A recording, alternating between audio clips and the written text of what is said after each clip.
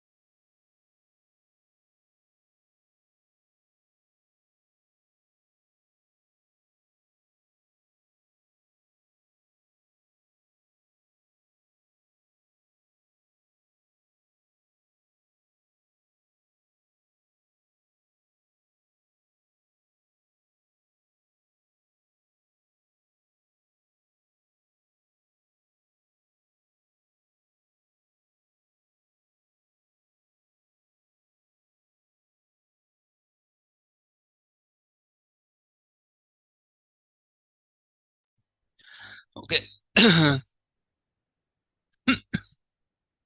Okay dear participants, তো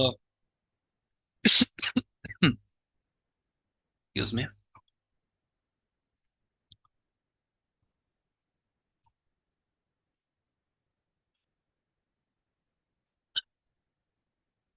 তো যে ব্যাপারটা হয়েছে, চা খাচ্ছিলাম,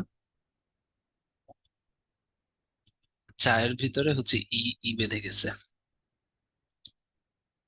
আহ, এলাচি আছে না, এলাচিটা গলায় বেঁধে গেছিল। কাশি হচ্ছে আর কি। তো আজকে হচ্ছে আমরা যে টপিক নিয়ে আলোচনা করব, খুব ইজি একটা টপিক। দৈনন্দিন জীবনে তথ্য প্রযুক্তি, সোশ্যাল নেটওয়ার্কিং, তথ্য প্রযুক্তির বড় বড় প্রতিষ্ঠান, তার মানে আজকে যে আমাদের ক্লাস, এই ক্লাসের মধ্যে হচ্ছে আমাদের যে তথ্য প্রযুক্তির যে ব্যাপারগুলো আমরা পড়ি, যেমন হচ্ছে মনে করেন ইউটিউব, তারপরে হচ্ছে আমরা লিঙ্কডইন, তাই না?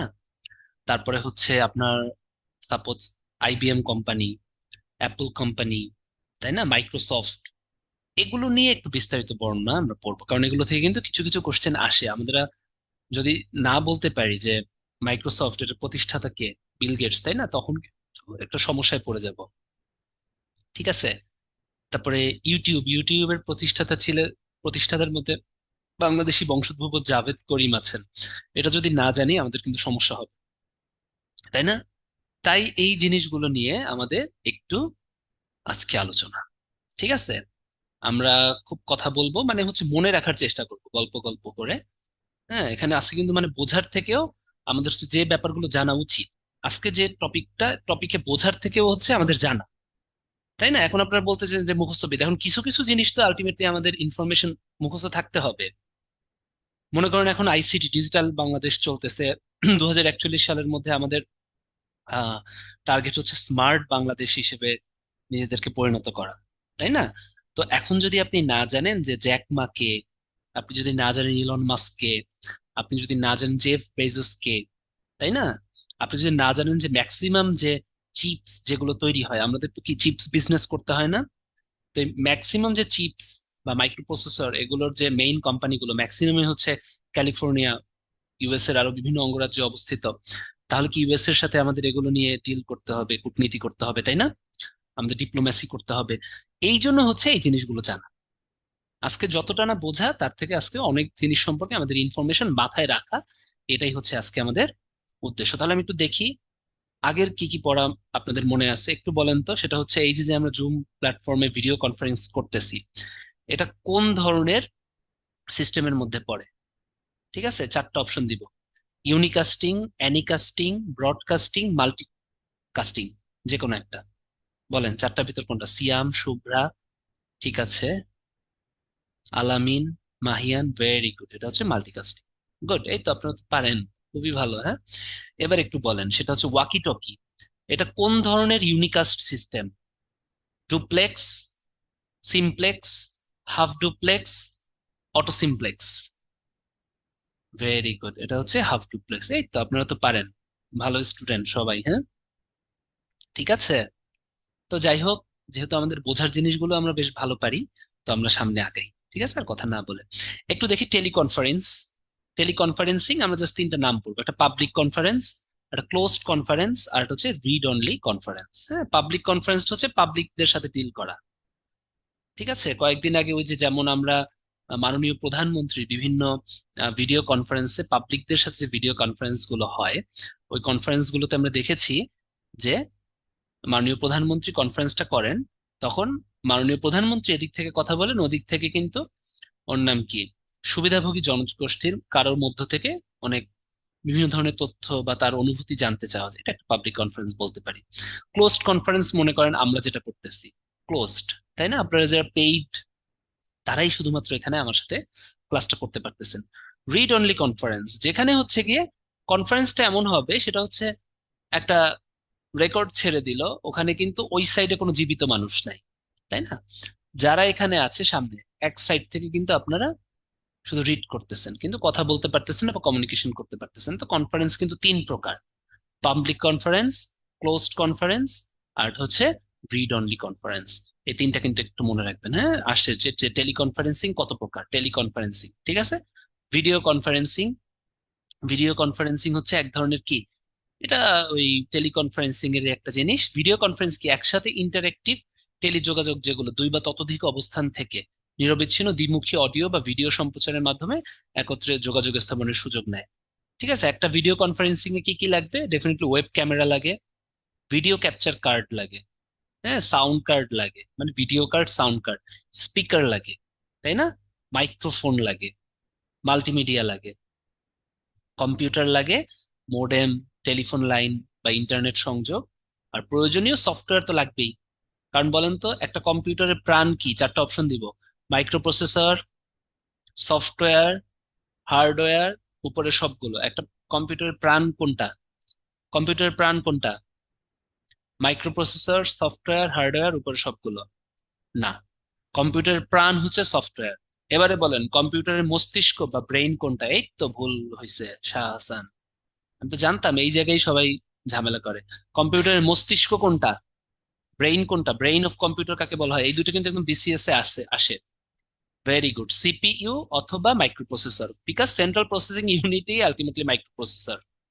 ঠিক আছে, সোমা এশা, এই দুটো কিন্তু প্যাচ লাগে। কম্পিউটারের প্রাণ হচ্ছে সফটওয়্যার, আর কম্পিউটারের ব্রেইন বা মস্তিষ্ক হচ্ছে সিপিইউ অথবা microprocessor, because CPU is means, CPU বা central processing unit means microprocessor. Okay, মনে থাকে যেন, ঠিক আছে? তাহলে ভিডিও কনফারেন্সিং এ যে সমস্ত সফটওয়্যার আমরা ইউজ করি সাধারণত, স্কাইপ ইউজ করি, তাই না? ইয়াহু মেসেঞ্জার ইউজ করা হয়, ক্লিক মিটিং, জুম মিটিংটা সব থেকে বেশি ইউজ করা হয়, তাই না? তাহলে এগুলোর নাম কিন্তু পড়তে হবে: click meeting, join dot meeting, হ্যাঁ, ring control office, because video conferencing এর উপরে আপনার অনেক কাজ করতে হবে। ঠিক আছে, আর মোবাইল ভিডিও চ্যাটিং এ ইউজ হয় আমরা সবাই জানি স্কাইপ, ভাইবার, ট্যাঙ্গো, ইমো। ট্যাঙ্গোটা মনে থাকে না, এটা মনে রাখেন, কিন্তু একটা ভিডিও কনফারেন্সিং। আর আপনি যখন ভিডিও মানে ভিডিও চ্যাটিং আর ভিডিও কনফারেন্স যখন করবেন, আমরা জুম মিটিং তো জানি, এর সাথে join dot me, ring control office, e voice, Yahoo messenger, click meeting, Skype, এগুলো কিন্তু খুবই ইম্পর্টেন্ট। ঠিক আছে, একটু দাঁড়ান, হ্যাঁ, একটু আমার ইটা একটু বন্ধ করে আসি। হোয়াটসঅ্যাপটা হচ্ছে মেসেজ আসতেছে।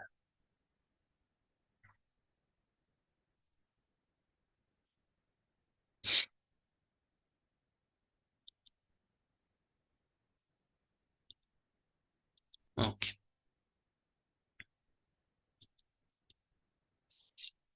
ঠিক আছে। ওয়েবিনার, হ্যাঁ, ইন্টারনেটের মাধ্যমে যে সেমিনার হয়ে থাকে এটাকে ওয়েবিনার বলা হয়। আপনাদের অনেকেই বলেন যে ওয়েবিনার কি, পরীক্ষায় আসে ওয়েবিনার কি, আমি এখন অপশন দিলাম, বলেন ওয়েবিনার কোনটা? এক,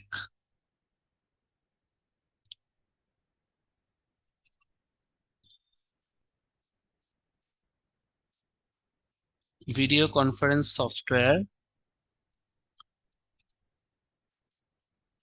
দুই, video conference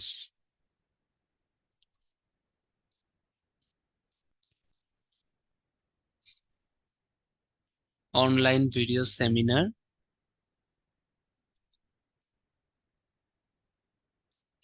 offline video seminar. বলেন কোনটা হবে? এক, দুই, তিন, অনেক ভুল করেন আপনারা। ওয়েবিনার কি? দেখি বুদ্ধি করে বলেন। ভেরি গুড, অনেকেই এক দাগাইছেন না। ওয়েবিনার কিন্তু ভিডিও কনফারেন্স সফটওয়্যার না। জুম মিটিং এর ভিতরে আমরা ওয়েবিনার, হ্যাঁ, জুম ওয়েবিনার একটা আছে বা জুম মিটিং ওয়েবিনার একটা আছে, ওটা একটা সফটওয়্যার। কিন্তু ওয়েবিনার মানে কি? ইন্টারনেটের মাধ্যমে যে সেমিনার হয়ে থাকে তাকে ওয়েবিনার বলা হয়। তাহলে কি অনলাইন ভিডিও সেমিনার, এটা জুম মিটিং দিয়েও হতে পারে, জুম ওয়েবিনার দিয়ে হতে পারে। জুম ওয়েবিনার হচ্ছে একটা সফটওয়্যার। কিন্তু যখন বলবে শুধু ওয়েবিনার, কথাটা কি? ওয়েবিনার কথাটার মানে কিন্তু অনলাইন সেমিনার। এটার এই এটা কিন্তু আপনারা অনেকেই ভুল করেন, কারণ ওয়েবিনার হচ্ছে দিয়ে আমরা ইউজ করি, জুম ওয়েবিনার ইউজ করি, তো ভাবেন যে ওয়েবিনার মানে একটা সফটওয়্যার। হ্যাঁ, জুম ওয়েবিনার একটা সফটওয়্যার, ঠিক আছে, কিন্তু ওয়েবিনারের মানে হচ্ছে অনলাইন সেমিনার। ঠিক আছে, ইন্টারনেটের মাধ্যমে যে কোনো সেমিনার, এটা যে কোনো অ্যাপ দিয়ে হতে পারে, ওটার মানেই হচ্ছে ওয়েবিনার। ওকে, তাহলে এটার উত্তর কি হবে? Online video seminar. ঠিক আছে, মনে থাকে যেন। ওকে, অনলাইন সেমিনার। ওকে, এটা যেন মনে থাকে। এক দেশ কি? বাংলাদেশের প্রথম ক্রাউড ফান্ডিং প্ল্যাটফর্ম। হ্যাঁ, ক্রাউড ফান্ডিং প্ল্যাটফর্ম মানে কি? সেটা হচ্ছে ফান্ডিং। হ্যাঁ, ক্রাউড ফান্ডিং মানে ফান্ড আপনি দিলেন। হ্যাঁ, এটা হচ্ছে বাংলাদেশের এমন একটা প্ল্যাটফর্ম, যে প্ল্যাটফর্মের জন্য যখন কোনো সহায়তা বা যখন কোনো হেল্প করা হবে মাস পিপলকে, তখন হচ্ছে কি এই অ্যাপের মাধ্যমে আমরা যে কোনো আর্থিক অনুদান বা আর্থিক সাহায্য এই ফান্ডে আমরা পৌঁছে দেব। ঠিক আছে? তার মানে কি, এটা সাধারণত ইউজ করা হয় কয়েকটা, যে ক্রাউড ফান্ডিং এক দেশ কি, প্রথম কথা হচ্ছে এক এক দেশ হচ্ছে ক্রাউড ফান্ডিং। ক্রাউড মানে কি? মাস পিপল। ক্রাউড মানে কি? ভিড়, তাই না? মাস পিপলের জন্য একটা ফান্ডিং।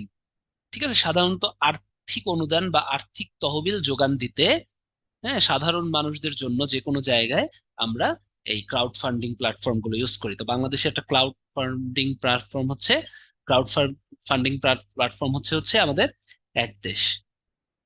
ঠিক আছে, যেমন উপবৃত্তি দেয়া, দরিদ্র ভাতা দেওয়া, এই প্ল্যাটফর্মের মাধ্যমে কিন্তু আমরা ইজিলি, বা কোনো জায়গায় দুর্যোগ হলো ওখানে ত্রাণের জন্য ত্রাণ অনুদান দেয়া, এটা ইউজ করে আমরা টাকাটা দিয়ে দেবো। যদি আমরা হাতে হাতে টাকা দেই, তাহলে দেখা যায় যে মধ্যস্বত্বভোগী, তাই না, যারা দালাল শ্রেণী বলি, তারা কিন্তু টাকাটা মেরে দিতে পারে।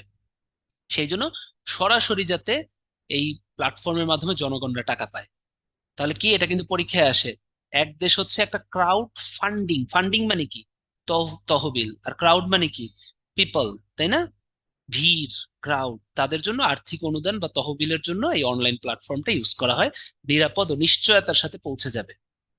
ঠিক আছে, এটাই হচ্ছে এক দেশ, এটা ক্রাউড ফান্ডিং প্ল্যাটফর্ম। পরীক্ষায় কিন্তু আসে, এম দিয়ে দেয়া মানে আসবে। পরীক্ষায় আসলে যদি এক দেশ না পারেন, ওয়েবিনার না পারেন, তখন কিন্তু মাইর হবে। হ্যাঁ, এই দুইটা কিন্তু আসে।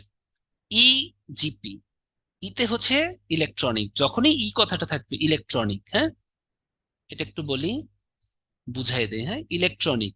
আর জিতে হচ্ছে গভর্নমেন্ট, আর পিতে হচ্ছে প্রকিউরমেন্ট। প্রকিউরমেন্ট কথাটার মানে কি? Electronic, government, procurement. গভর্নমেন্ট কি? সরকারি। প্রকিউরমেন্ট কথাটার মানে হচ্ছে কেনা। হ্যাঁ, প্রকিউরমেন্ট কথাটার বাংলা হচ্ছে ক্রয়, পারচেস, বাই। পারচেস অথবা কি বাই, আপনি একটা জিনিস কিনতেছেন। ঠিক আছে, তো গভর্নমেন্ট যখন কোনো কিছু কিনে, অফিসিয়ালি কোনো কিছু কেনাকে বলা হয় বাই না বলে বা পারচেস না বলে আমরা বলি প্রকিউরমেন্ট। হ্যাঁ, কথাটা একটু কঠিন লাগতে পারে, কিন্তু প্রকিউরমেন্ট কিছুই না, সেটা হচ্ছে কেনা বেচা। কেনা বেচা না, মানে কেনা, ক্রয়। হ্যাঁ, প্রকিউরমেন্ট মানে হচ্ছে ক্রয়। তাহলে ই গভর্নমেন্ট হচ্ছে এমন একটা অনলাইন প্ল্যাটফর্ম, এটার মাধ্যমে গভর্নমেন্ট সহজেই কোনো কিছু কিনতে পারবে।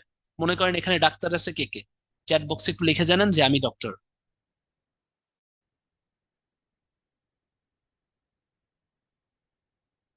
এই যে ডক্টর আছে, সামিম ডক্টর আমি দেখতেছি। আর কে কে ডক্টর আছেন? আর কেউ আছেন? তো মনে করেন যে আপনি ডাক্তার, আপনি একটা হসপিটালে আপনি হচ্ছে পোস্টিং পাইলেন। হ্যাঁ, আপনি পোস্টিং পাওয়ার পরে উপজেলা হেলথ কমপ্লেক্সে ফার্স্টে পোস্টিং হবে সহকারী সার্জনদের। এরপরে হচ্ছে আপনাকে যে কোনো একটা কমিউনিটি ক্লিনিকে হয়তো বা সপ্তাহে 3 দিন বা 2 দিন বা ক্ষেত্র বিশেষে একদিন ডিউটি করা লাগতে পারে। এখন আপনি একদিন ডিউটি করতে গেলেন, যে দেখলেন যে ওখানে অনেক ইকুইপমেন্ট কেনা লাগবে, যেমন স্যালাইন সেট, তাই না, ট্রান্সফিউশন সেট কেনা লাগতে পারে, ইনফিউশন সেট কেনা লাগতে পারে। এটা আমি যারা নন মেডিকেল তাদের জন্য নর্মাল আমি বলি যে ইনফিউশন সেট মানে স্যালাইন সেট কেনা লাগতে পারে। আপনার আইভি ক্যানুলা সেট কেনা লাগতে পারে, তাই না, রাইলস টিউব কেনা লাগতে পারে। তো এগুলো কিনতে হবে, কারণ ওখানে আপনি সেবা দিবেন। কারণ কমিউনিটি ক্লিনিকে কিন্তু আপনি হেড, একদম জয়েন করেই কিন্তু আপনি কমিউনিটি ক্লিনিকের হেড হতে পারবেন। তাহলে এগুলো কেনা লাগবে। এখন যখন সরকারির যে কোনো কিছু কেনায় একটা গভর্নমেন্ট রুল মানতে হয়। ওই গভর্নমেন্ট যে রুলস ওয়াইজ গভর্নমেন্ট কোনো সরকারি প্রতিষ্ঠানের জন্য যে কেনাকাটা করে, ওটাকেই বলা হয় প্রকিউরমেন্ট। এখন ওই জিনিসটা যদি হাতে হাতে কেনাকাটা হয় বা লোকালি কেনাকাটা হয়, তাহলে কিন্তু দুর্নীতির একটা ব্যাপার থাকতে পারে। যেমন মনে করেন যে, মনে করো যে কম দামি বা হচ্ছে খুব যে প্রতিষ্ঠানগুলো অনেক নাম ডাক নাই, ওরা বললো যে হ্যাঁ আমি আপনাকে কম দামে সেল দিয়ে দিব, আমি আপনাকে কম দামে বেচবো, বা অথবা অনেক ভালো একটা কোম্পানি আপনাকে দিতে চাচ্ছে, কিন্তু ওরা লোকাল পাওয়ার খাটায় আপনাকে বলতেছে যে না, ওরা দিতে পারবে না, আমার কাছ থেকেই নিতে হবে। তখন কি, আপনি কেবলমাত্র জয়েন করলেন। হ্যাঁ, লোকাল যে একটা পাওয়ার, এটা কিন্তু অনেক বড় পাওয়ার। ওই পাওয়ারটা কিন্তু দেখা যায় যে বাইপাস করা অনেক সময় যায় না। আপনি বাইপাস করলে দেখা যায় যে অনেক হুমকি দামকি এগুলোর মুখে থাকতে পারে। তখন কি হয়, যে কোনো সরকারি চাকরিজীবী কিন্তু নিজের সেফটির জন্য হলেও দেখা যায় হাতে হাতে করলে কি হয় ব্যাপারটা, যে লোকাল পাওয়ার বা লোকাল হুমকির মুখে ওই পচা প্রোডাক্ট কিন্তু কিনে নেওয়ার একটা সম্ভাবনা থাকে। এখন এই ধরনের ঝামেলা যাতে না হয়, এই গভর্নমেন্ট প্রকিউরমেন্টে এই ধরনের ঝামেলা যাতে না হয়, এই জিনিসটা অনলাইনে করে দেওয়া হয়েছে। হ্যাঁ, যারা যারা প্রকিউরমেন্ট, যারা যারা হচ্ছে গভর্নমেন্ট পারচেস করতে চায় বা কিনতে চায়, তারা হচ্ছে এরকম দরপত্র, খোলা দরপত্র আপনার হচ্ছে আহ্বান করে। যারা যারা বেচতে চায় সেই সমস্ত কোম্পানি ওখানে দেয়, ওখানে চেক করা হয়, চেক করার পর অটো এই যে অনলাইনের মাধ্যমে সিলেকশন। তাহলে এটা হলে কি হবে, ওই ঝামেলাটা কমে যাবে, তাই না? এটাই হচ্ছে ই গভর্নমেন্ট প্রকিউরমেন্ট। তাহলে ক্রয়কারী সংস্থা, ক্রয়কারী প্রতিষ্ঠান সমূহ নিরাপদ ওয়েব ড্যাশবোর্ডের মাধ্যমে, মানে নিরাপদ একটা প্ল্যাটফর্মের মাধ্যমে, ওয়েবসাইটের মাধ্যমে এটা করতে পারে। ই গভর্নমেন্ট হচ্ছে পরিকল্পনা মন্ত্রণালয়ের অধীন, পরীক্ষায় আসে। পরিকল্পনা মন্ত্রণালয়ের অধীন কিন্তু অনেক কিছু, একনেক, NEC, national economic council, executive committee for national economic council, এগুলো কিন্তু সব পরিকল্পনা মন্ত্রণালয়ের অধীন। ওখান থেকেই কিন্তু ইজিপিটা করা হয়, এটা কিন্তু পরীক্ষায় আসে যে কোন মন্ত্রণালয়ের অধীন। হ্যাঁ, আর এই যে ই প্রকিউরমেন্ট বাংলাদেশে তৈরি করতে সাহায্য করছে কিন্তু বিশ্ব ব্যাংক, এটাও পরীক্ষায় আসবে, ওয়ার্ল্ড ব্যাংক। হ্যাঁ, এই ই প্রকিউরমেন্টের সাথে কি জড়িত আছে, ই টেন্ডার। মানে কি, টেন্ডার মানে কি, ওই যে দরপত্র দেয়া, তাই না? দরপত্র যখন দেয় তখন কিন্তু তারা এখান থেকে যে যার মতো মানে হচ্ছে অ্যাপ্লাই করে, যে আমি দিলাম, তারপর ওখান থেকে অনলাইনের ভিত্তিতেই কিন্তু চুজ করা যায়। তাহলে কি হবে, দরদাতাগণের এখানে অবাধ অংশগ্রহণ এবং সমসুযোগ সৃষ্টি হয়। কোনো ধরনের লোকাল পাওয়ার অথবা কোনো ধরনের কি ক্রয় প্রক্রিয়ার দক্ষতা ও স্বচ্ছতা জবাবদিহি, তাই না? কোনো ধরনের ভুইফোর কোম্পানি পাওয়ার খাটায় কিন্তু আপনাকে চাইলেই সরকারি প্রতিষ্ঠানগুলোকে, এই যে আপনারা সবাই সরকারি চাকরিজীবী হতে চান, যত পাওয়ারফুল যারা আছে তারা এসে আপনার উপর পাওয়ার দেখাইতে চেষ্টা করবে। এই যে ই প্রসিডিউরের ফলে কিন্তু এখন এটা আর হয় না, বুঝতে পারছেন? কারণ সিস্টেমেই হচ্ছে মানে ইলেকট্রনিক ওয়েতে হয়, সো কি হয়, আলটিমেটলি কিন্তু চাইলেই আপনি আপনার উপর চাপ সৃষ্টি করতে পারবেন না। এবার আসেন আউটসোর্সিং অ্যান্ড ফ্রিল্যান্সিং। কোনো প্রতিষ্ঠানের কাজ নিজেরা না করে তৃতীয় কোনো ব্যক্তি বা প্রতিষ্ঠানের সাহায্যে করিয়ে নেওয়াকে বলা হয় আউটসোর্সিং। ঠিক আছে, এটা যেন মনে থাকে। হ্যাঁ, গ্লোবাল আউটসোর্সিং এর ভিতরে অনেক কিছু আছে, যেমন এই যে ফ্রিল্যান্সার.কম। আউটসোর্সিং আর ফ্রিল্যান্সিং হচ্ছে কাছাকাছি। হুম, যেমন ওই যে অগমেডিক্স নামে ঢাকায় একটা প্রতিষ্ঠান আছে, চিনেন? অগমেডিক্স, এটা নাম শুনছেন? পান্থপথ, পান্থপথে কি ওটার, হ্যাঁ পান্থপথে তো অগমেডিক্স, নাম শুনছেন? হুম, অগমেডিক্সে কি হয়, অগমেডিক্সে হচ্ছে আহ রেকর্ড রাখা কিন্তু খুব বেশি ইম্পর্টেন্ট। যে কোনো কাজে রেকর্ড রাখাটা খুব ইম্পর্টেন্ট। ফার্স্ট ওয়ার্ল্ড কান্ট্রি যেগুলো আছে, আমরাও রেকর্ড রাখি, কিন্তু আমাদের রেকর্ডটা কি হাতে রাখা, তাই না? তো অগমেডিক্স কিভাবে কাজ করে, আমেরিকান কোম্পানিগুলো বা আমেরিকান ডাক্তার যারা আছে, তারা যে ডাক্তারই দেখুক, যে রোগীই দেখুক, ওটা ওদের কিছু সিস্টেম আছে যে রেকর্ড রাখতে হবে। একটা একটা এখন একটা ডাক্তার যখন ডাক্তার মানে রোগী দেখে, তখন কি হয় বলেন তো, সে তো রোগী দেখবে না, রেকর্ড রাখবে। সেই জন্য একজন রেকর্ড কিপার দরকার। এখন ওই দেশে কিন্তু রেকর্ড কিপারের অনেক দাম।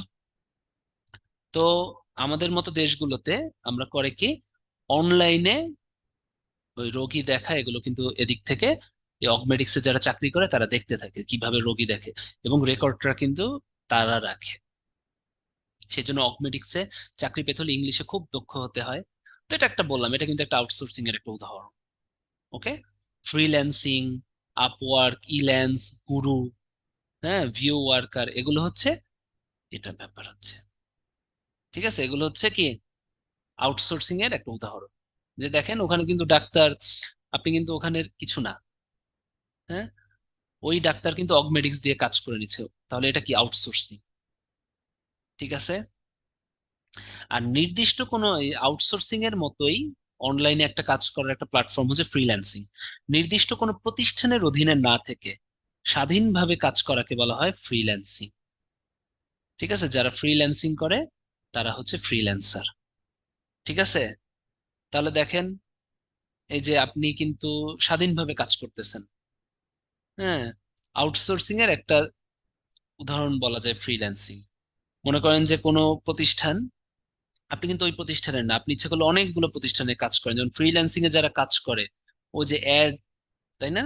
আমার এর সম্পর্কে যতটুকু জানি আর কি, ওই যে বিভিন্ন ধরনের অ্যাড দেওয়ার জন্য কিন্তু ফ্রিল্যান্সার হায়ার করা হয়, যে একটা নির্দিষ্ট পর পর কি অ্যাড দেওয়া হয়, এই অ্যাড গুলো আপনি হচ্ছে যতক্ষণ মোবাইল চালাবেন ততক্ষণ অ্যাড হবে, এরকম সিস্টেম সিস্টেম থাকে আর কি। তাহলে আপনি কিন্তু ওই প্রতিষ্ঠানের না, আপনি চাইলে কিন্তু প্রাণেরও ফ্রিল্যান্সার হতে পারেন, আবার চাইলে আপনি কিসের আরএফএল ও ফ্রিল্যান্সার হতে পারেন, আপনি চাইলে কিন্তু ওদিকে আহ, কি বলবো, বাটারও ফ্রিল্যান্সার হতে পারেন, বিভিন্ন কোম্পানির ফ্রিল্যান্সার কিন্তু আপনি হতে পারেন, তাই না?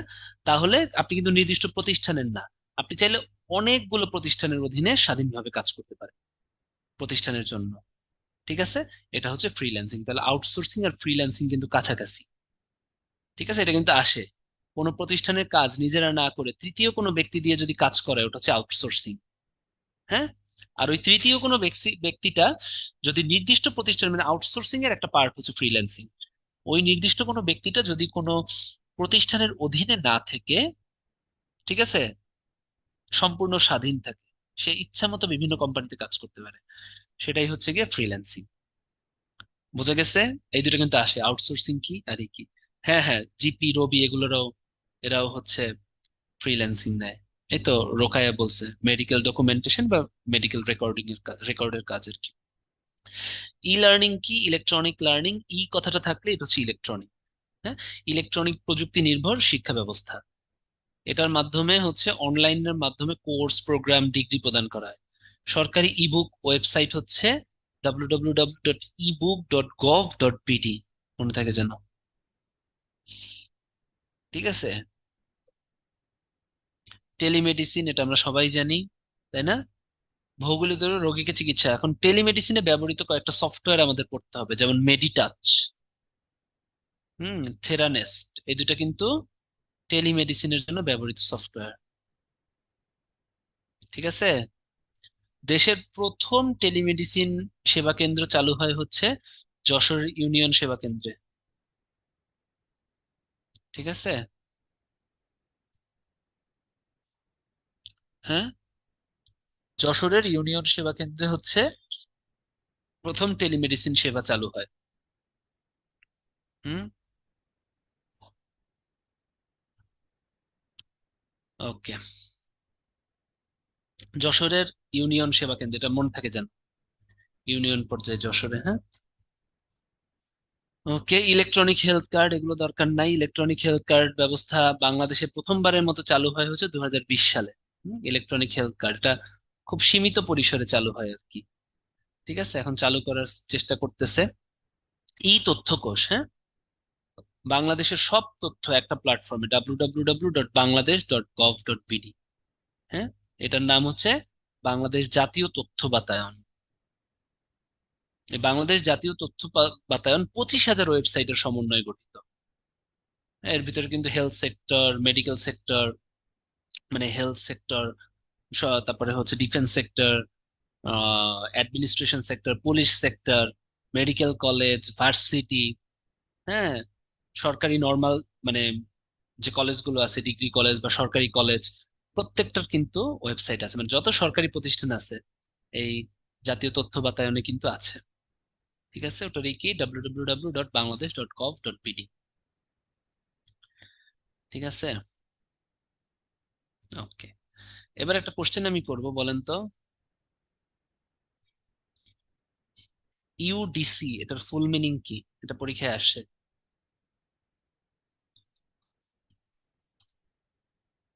ইউডিসির ফুল মিনিং কি?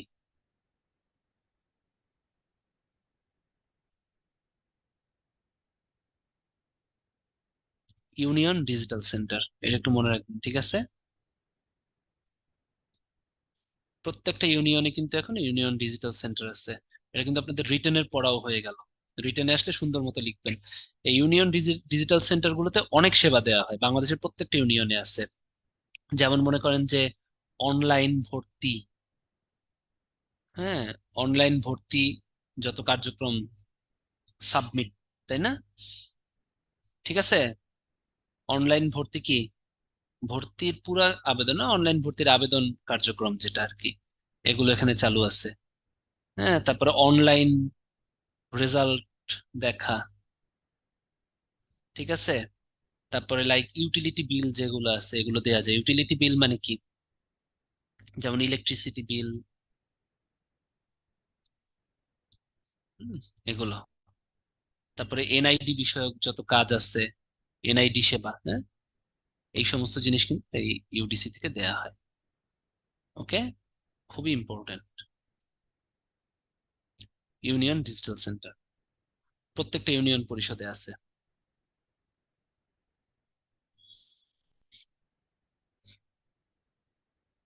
অনলাইন ভর্তি কার্যক্রম যেমন এই যে মেডিকেল অ্যাডমিশন টেস্ট, এই যে আপনাদের বিসিএস এর অ্যাপ্লাই, যে কোনো কিছুতে ভর্তি আবেদন, চাকরির ভর্তি আবেদন মানে চাকরির আবেদন আর কি, ঠিক আছে, লিখে দিলাম যে কোনো অনলাইন চাকরি আবেদন, এগুলো ওখানে করা যায়, ঠিক আছে, ইউনিয়ন ডিজিটাল সেন্টার।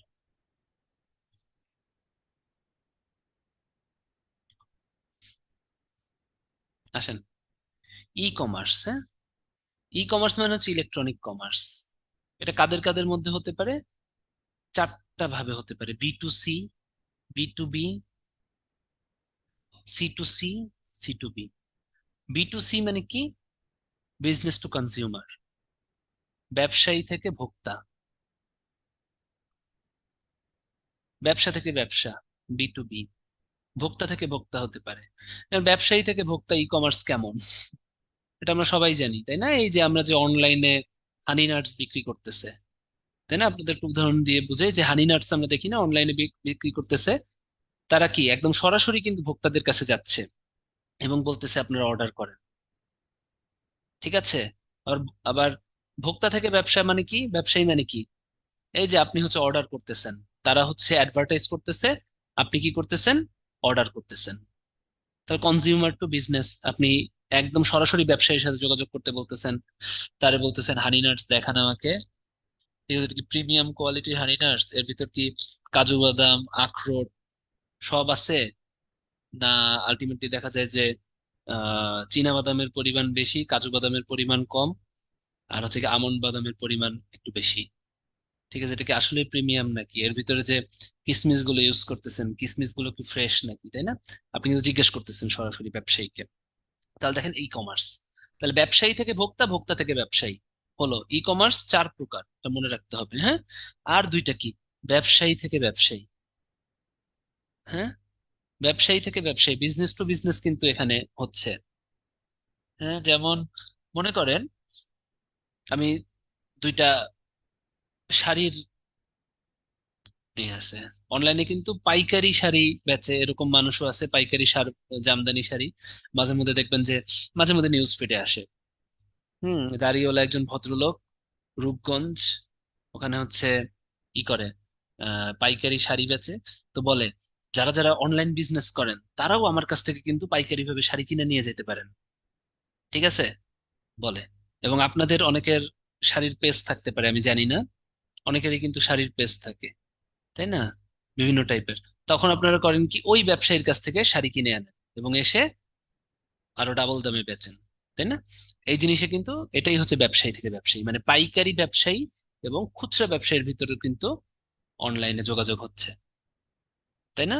অনেক জায়গায় কিন্তু এখন মাঝে মধ্যে নিউজ ফিডে দেখবেন দেখা যায় যে বলে যে আপনারা পাইকারিও আমার কাছে, আর পাইকারি ব্যবসায়ীরা অনলাইনে চলে আসছে, যার কাছ থেকে খুচরা অনলাইন ব্যবসায়ীরা কিনতেছে, ঠিক আছে, হ্যাঁ। এটা কিন্তু হচ্ছে ভোক্তা থেকে ভোক্তা। এই যে এখন মনে করেন আমি কাকে দিয়ে বুঝাবো, এখান থেকে দুইজন নেই, হুম, আলামিন আর হচ্ছে ফিরোজ, হ্যাঁ, দুইজন, এরা হচ্ছে হানিনাট খাচ্ছে। তো মনে করেন যে একটা অনলাইন পেজ থেকে হানিনাট নিয়ে সে কমেন্ট দিল যে না, হানিনাটসটা আসলেই প্রিমিয়াম কোয়ালিটির, এত ভালো হানিনাটস যে রাতে বেলা এক চামচ খেয়ে তারপরে আমি প্রচুর কাজ করতে পারি, ঠিক আছে, সারা রাত আমি ঘুমাই না, সারা রাত আমি কাজ করি, বই পড়ি আর কি, ঠিক আছে। কি হানি নাটস অনেক এনার্জি দেয় না? যে বিসিএস এর জন্য খুব ভালো, দুই চামচ হানি নাটস খায়া মনে করেন ফিরোজ ভাই সারা রাত বই পড়ে, সে ওটা কমেন্ট করলো কোথায়? ওই পেজের ভিতরে যেখান থেকে কিনছে। ওইটা দেখলো কে? আলামিন ভাই দেখলো। আলামিন ভাই বললো, আচ্ছা 9 মাস তো আমাদের বিসিএস পরীক্ষা প্রিলি, আমি এখন কি করব? আচ্ছা, এত সুন্দর রিভিউ যেহেতু দিছে, তাহলে আমিও কিনে নেই। তাহলে দেখেন, ভোক্তা থেকে ভোক্তার ভিতরেও কিন্তু একটা কে সম্পর্ক চলে আসতেছে। ঠিক আছে, এটাই হচ্ছে ই কমার্সের প্রকারভেদ। মনে থাকবে, মনে থাকবে। এবং যাদের বিসিএস সামনে, you can try honey nuts. আমি কিন্তু এটা দুষ্টামি করে বা মজা করে বলি নাই। খুবই এনার্জেটিক একটা জিনিস। আপনার হানি নাটস কেনার দরকার নাই পেজ থেকে। আপনি যে কোনো দোকানে যাবেন, আপনি কাজু বাদাম কিনবেন, আপনি আমন্ড বাদাম যদি চান কিনবেন। আপনি কিন্তু যেটা কথা সেটা হচ্ছে গ্যাস হয়, খোসা সহ বাদাম খেলে গ্যাস হয়। তা আপনি আমন্ড বাদাম কিনলে খোসাটা আম্মুরে দিয়া বা যদি ওয়াইফ থাকে তাকে দিয়ে অথবা কাজের লোক দিয়ে ফেলে নিবেন। চীনা বাদামেরও কখনো খোসা সহ খাবেন না, গ্যাস হয়। ঠিক আছে, খোসা ছাড়া খাইলে বাদামে কোনো সমস্যা নেই। এবং ওটা মধু দিয়ে মিশিয়ে খাবেন, প্রচুর এনার্জি, এবং রাতের বেলা আসলেই অনেক রাত জায়গা পড়তে পারবেন। ঠিক আছে, কারণ কি বলেন তো, হানি খাইলে যে সুবিধাটা হয়, হানির ভিতরে গ্লুকোজ যেটা থাকে, আমাদের ব্রেইনের একমাত্র খাবারই হচ্ছে গ্লুকোজ। সো খুবই ভালো, আপনাকে একদম ইনস্ট্যান্ট এনার্জি দিবে। এবং বাদাম কিন্তু আমাদের স্মরণ শক্তির জন্য খুব ভালো। ঠিক আছে, আপনার নিউরন পড়ছেন, নিউরনের ভিতরে মায়োলিন শীট থাকে, হ্যাঁ? তো বাদামের ভিতরে যে ম্যাটেরিয়ালস থাকে ওটা ওই মায়োলিন শীট তৈরির জন্য খুব ভালো কাজ করে, গ্রে ম্যাটার তৈরির জন্য খুব ভালো কাজ করে। মায়োলিন শীট তৈরির কাজ করে, গ্রে ম্যাটার তৈরির জন্য খুব ভালো কাজ করে। ঠিক আছে, নিউরো ট্রান্সমিটার নিঃসরণে সাহায্য করে। সেই জন্য মজার ছলে বললেও ব্যাপারটা ভালো। আপনারা বাদাম আর হচ্ছে মধু খাওয়ার চেষ্টা করেন, দেখবেন যে এনার্জি নিয়ে পড়তে পারবেন, ঘুম আসবে না। ওকে।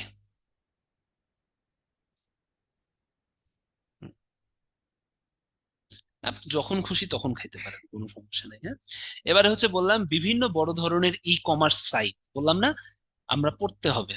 ঠিক আছে, অ্যামাজন তো আমরা সবাই জানি।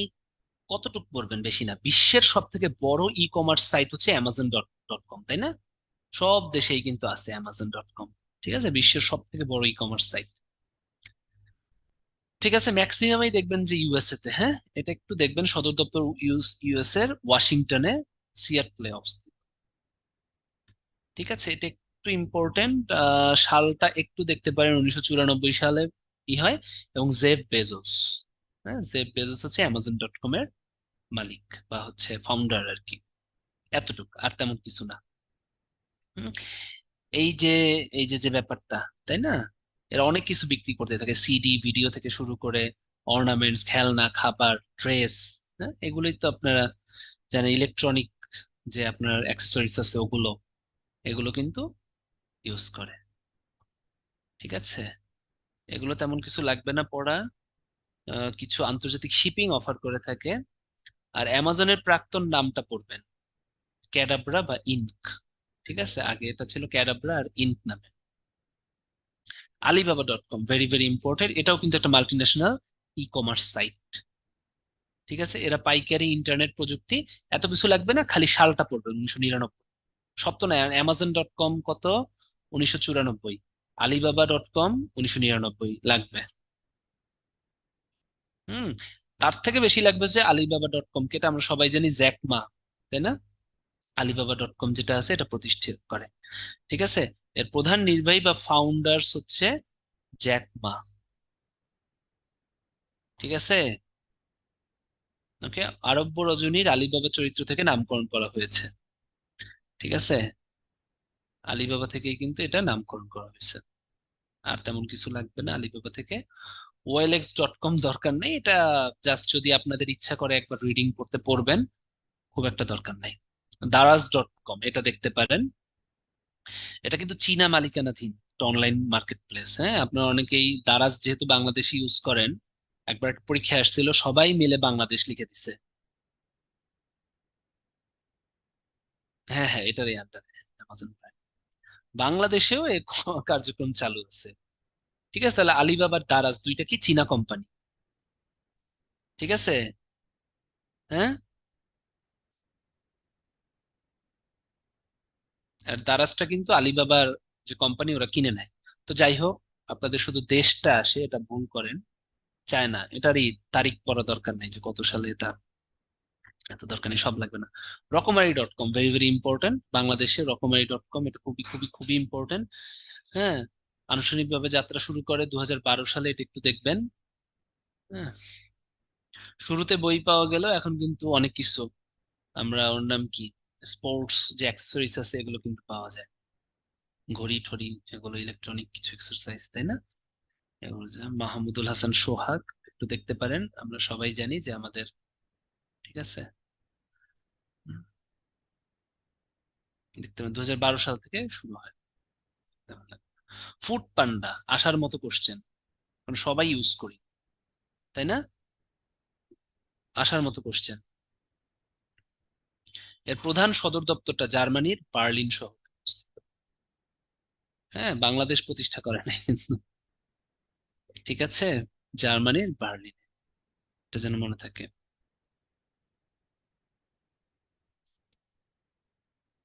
সদর দপ্তরটা আর কি, হ্যাঁ, সদর দপ্তরটা শুধু শুধু পড়েন, এটা কিন্তু অনেক জায়গায় হচ্ছে এটাই করছে আর কি।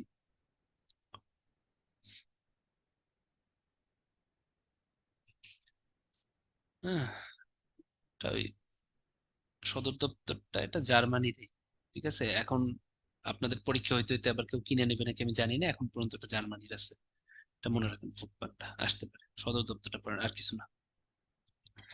এক শপ, এটা রিডিং করবেন, দরকার নাই। হ্যাঁ, এটা, সরি, দরকার আছে, এটা কি বলতেছি, দরকার নাই। হ্যাঁ, এটা খুবই ইম্পর্টেন্ট, ভিতর থেকেই পড়াইতে হবে, একটু বলি। অ্যাক্সেস টু ইনফরমেশন বা A2I, এর উদ্যোগ হচ্ছে এক শপ, তো এটা তো লাগবেই। A2I কি, তাই না? A2I, access to information. হুম, কিন্তু বর্তমানে কিন্তু A2I মানে অ্যাক্সেস টু ইনফরমেশন না, একটু বলেন তো A2I এর বর্তমান মিনিং মিনিং কি, পরীক্ষায় কিন্তু আসে।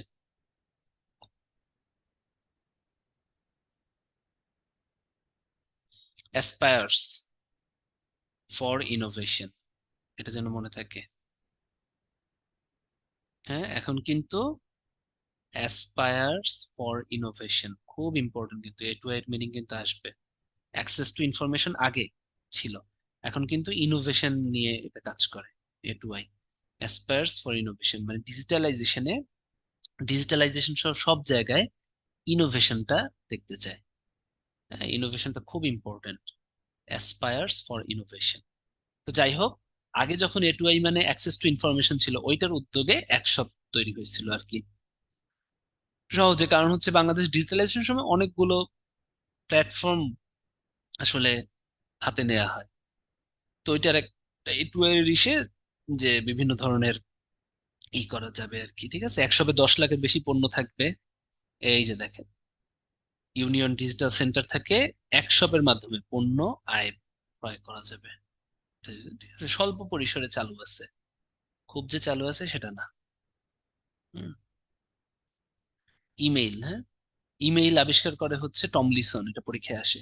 ইমেইল হচ্ছে টমলিসন আবিষ্কার করে, ঠিক আছে। দেখি তো মনে আছে নাকি আপনাদের, ইমেইল চালু করার জন্য বা চালানোর জন্য নিচের কোন প্রোটোকলটা দরকার, চারটা অপশন দিব, চারটা অপশন দিব। HTTP, HTML, HTML, SMTP। Very good, very good. HTML কেন হবে? হ্যাঁ, এটার উত্তর হবে SMTP। SMTPর ফুল মিনিং কি? Simple mail transfer protocol. তাহলে ইমেইলে যে প্রোটোকলটা ইউজ করা হবে, আপনি নামটা চারটা মুখস্থ করলেই তো হয়, মানে চারটাই। HTTP কি? Hyper text transfer protocol. HTML কি? হাইপার টেক্সট মার্কআপ ল্যাঙ্গুয়েজ, তাই না?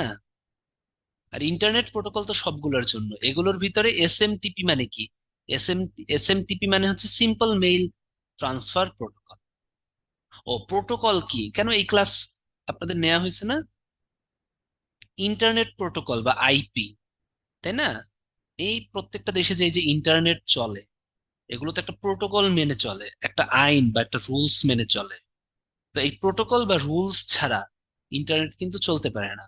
তো ইন্টারনেট চলে সাধারণত সব থেকে পপুলার ইন্টারনেট প্রোটোকল হচ্ছে আইপি, এবং আইপিপির ভিতরে IPv4, এটা কিন্তু সব থেকে পপুলার ইন্টারনেট প্রোটোকল, তাই না? দুইটা ইন্টারনেট প্রোটোকল আছে আমরা জানি, একটা হচ্ছে IPv4, একটা IPv6। তো সব থেকে পপুলার কিন্তু মোস্ট পপুলার ইন্টারনেট প্রোটোকল মানে কি, এই ইন্টারনেট চলার বা ইন্টারনেট মানে ডেটা ট্রান্সফারের সব থেকে ইম্পর্টেন্ট মানে সব থেকে পপুলার ইন্টারনেট প্রোটোকল হচ্ছে IPv4 না, এই IPv4 সব থেকে পপুলার IPv6 এর থেকে, ঠিক আছে? এটা তো আপনাদের পড়ানো হয়েছে। তো ওর ভিতরে মেইল ট্রান্সফারের একটা প্রোটোকল আছে, ওটার নাম হচ্ছে SMTP। হ্যাঁ, সিম্পল মেইল ট্রান্সফার, তো আজকের পড়ানোর কথা না, আগের দিনের পড়ানোর কথা। হ্যাঁ, সিম্পল মেইল ট্রান্সফার প্রোটোকল, এটা হচ্ছে SMTP। হ্যাঁ, সিম্পল মেইল ট্রান্সফার প্রোটোকল, যেটা হচ্ছে ইমেল ট্রান্সফারের জন্য। এবার বলেন ইমেল গ্রহণের জন্য কোনটা দরকার? পুশ, পুল, পপ, SMTP? ইমেল গ্রহণের জন্য কোনটা দরকার? ভেরি গুড, গ্রহণের জন্য পপ না। আপনার ইমেইলের জন্য প্রোটোকল, ডেটা ট্রান্সফারের জন্য SMTP, কিন্তু ইমেল গ্রহণের জন্য সবসময় কিন্তু পপ লাগে, তাই না? আবার পপের ভিতরে সব থেকে পপুলার হচ্ছে POP3, এটা যেন মনে থাকে। ঠিক আছে, এটা আগের দিনের পড়া, আমি একটু রিক্যাপিচুলেট করলাম যাতে আইডিয়াটা থাকে আর কি। হ্যাঁ, ওকে। তাহলে ইমেল দেখি। ইমেলের ঠিকানা এই যে দেখুন, সলিউশন যেন ইমেল। হ্যাঁ, দ্বিতীয় ভাগটা হচ্ছে ডোমেনের নেম, @, প্রথমটা হচ্ছে ইউজার নেম। 1972 সালে সর্বপ্রথম এই @, চিহ্নটা ব্যবহার করা। হ্যাঁ, এখন দেখেন এই যে এখানে লেখা আছে ইমেল সার্ভার, মেইল সার্ভারে পপ বা SMTP ব্যবহার করা হয়, তাই না? মেইল সার্ভারে পপ বা SMTP, পপ এটা ব্যবহার করা হয়। সিম্পল বললাম না, মেইল সার্ভার যেটা থাকে। আর ইনকামিং মেইল গ্রহণ করার জন্য সর্বাধিক জনপ্রিয় আমি বললাম সাধারণত পপ ইউজ করা হয়, কারণ পপ মানে কি, গ্রহণ, তাই না? তাহলে সর্বাধিক জনপ্রিয় প্রোটোকল যেটা ইনকামিং মেইল গ্রহণ করার জন্য, এটা যেটা। আর SMTP হচ্ছে সিম্পল মেইল ট্রান্সফার প্রোটোকল। ঠিক আছে, এগুলো হচ্ছে কি ইমেইলের জন্য এক একটা প্রোটোকল আর কি। ঠিক আছে, মেইল সার্ভারে পপ বা এমএ বা SMTP প্রোটোকল ব্যবহার, SMTPটা হচ্ছে প্রেফারেবল, এটা থাকলে সবসময় প্রেফার দিবেন যে ডেটা ট্রান্সফার বা ইমেইলের জন্য সাধারণত কোনটা ব্যবহার করা হয়, SMTP। আর যদি বলে মেইল গ্রহণ করার জন্য, গ্রহণ করার জন্য কিন্তু পপ অলওয়েজ, কারণ পপ কথাটার মানেই হচ্ছে গ্রহণ, মানে পুল টাইপ আর কি। হ্যাঁ, পুল বলা হয় না এখানে, বলে পপ মানে গ্রহণ। ঠিক আছে, আর পপ গুলোর ভিতর সব থেকে জনপ্রিয় হচ্ছে POP3, এগুলো তো আসে। ফ্যাক্স, হ্যাঁ, এটা হচ্ছে ইংরেজ ফ্যাক্সিমিলি শব্দের সংক্ষেপ, ফ্যাক্স। ঠিক আছে, যা কোনো কাগজ বা দলিলের ছবি ডিজিটাল পদ্ধতি টেলিফোন তারের সহায়তায় দূরমুদ্রণে সম্ভব। এগুলো এখন আর ইউজ করা হয় না, আগের দিনে ইউজ করা হতো, তাই না? ফ্যাক্স করা হতো। টেলিফোনে যেমন শব্দ প্রেরণ করা হয়, ফ্যাক্সের মাধ্যমে ইলেকট্রনিক ছবি প্রেরণ করা হয়, ওদিকে যে হচ্ছে এটা মুদ্রণ হয়, এদিক থেকে মুদ্রণ করে ওদিকে সেটা অন্য সাইডে যে ফ্যাক্স মেশিন থাকে ওখান থেকে এটা ব্যবহার করা হয়। ঠিক আছে, টেলেক্স টেলিগ্রাম ব্যবহার প্রায় বন্ধ হয়ে যায়। ঠিক আছে, ফ্যাক্স, টেলেক্স, টেলিগ্রাম এগুলো কিন্তু এখন আর নাই। আছে কোথাও? জাদুঘরে থাকতে পারে, তাই না? এগুলো কিন্তু একদম বন্ধ হয়ে যায়। হ্যাঁ, 1999, আমি 2003 সালেও ফ্যাক্স দেখছিলাম, আমার মনে আছে।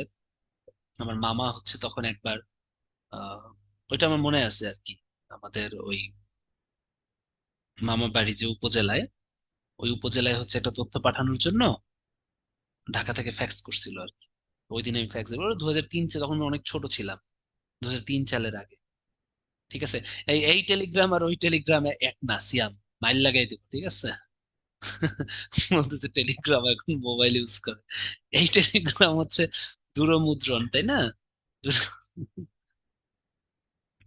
টেলেক্স হচ্ছে টেলিপ্রিন্টার, যেটার ভিতরে টাইপরাইটার থাকে, ওই যে ই করলে মানে ফ্যাক্সের মতোই অনেক। ঠিক আছে, টেলেক্সে হচ্ছে টাইপরাইটারে টাইপ করতে হয়, আর ফ্যাক্সে হচ্ছে যে শুধুমাত্র টাইপরাইটার না, অনেক কিছু পাঠানো যায়, যেমন এদিক থেকে ছবি করলে ওই সাইডে ছবি চলে যায়। হুম, যেমন ফ্যাক্স আর টেলেক্স দুইটা কাছাকাছি, টেলেক্স টেলিগ্রাম এই দুইটা আসলে কাছাকাছি। হ্যাঁ, টেলিগ্রাম ছিল অনেক আগে, টেলিগ্রাম ছিল হচ্ছে অনেক আগে, ওই যে সেই ডালহৌসির আমলে, লর্ড ডালহৌসির আমলে টেলিগ্রাম ছিল। পরে আস্তে আস্তে ওই যে 2003 সালে যেটা পাঠাইতো টাইপরাইটার, এদিকে টাইপ করে ওদিকে যেত হচ্ছে টেলেক্স। হ্যাঁ, তারপরে আমার মামাকে দেখতাম যে ফ্যাক্স পাঠাচ্ছে, এদিক থেকে চিঠি করে পাঠাচ্ছে, ওদিকে চিঠি হয়ে ফটোকপির মতো বের হচ্ছে, ওটা হচ্ছে ফ্যাক্স। ঠিক আছে, এখন আসলে এগুলো এখন আর ওরকম নাই, ফ্যাক্স টেলেক্স। ওকে, একটা পোল নিয়ে নেই, একটা পোল পারবেন।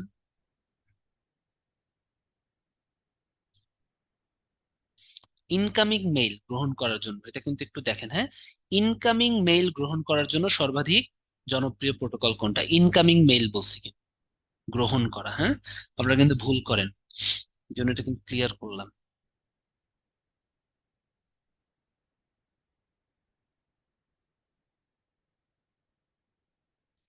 Very good, fantastic. আমি দেখতেছি যে 88% সঠিক উত্তর দিয়েছেন, তাই না?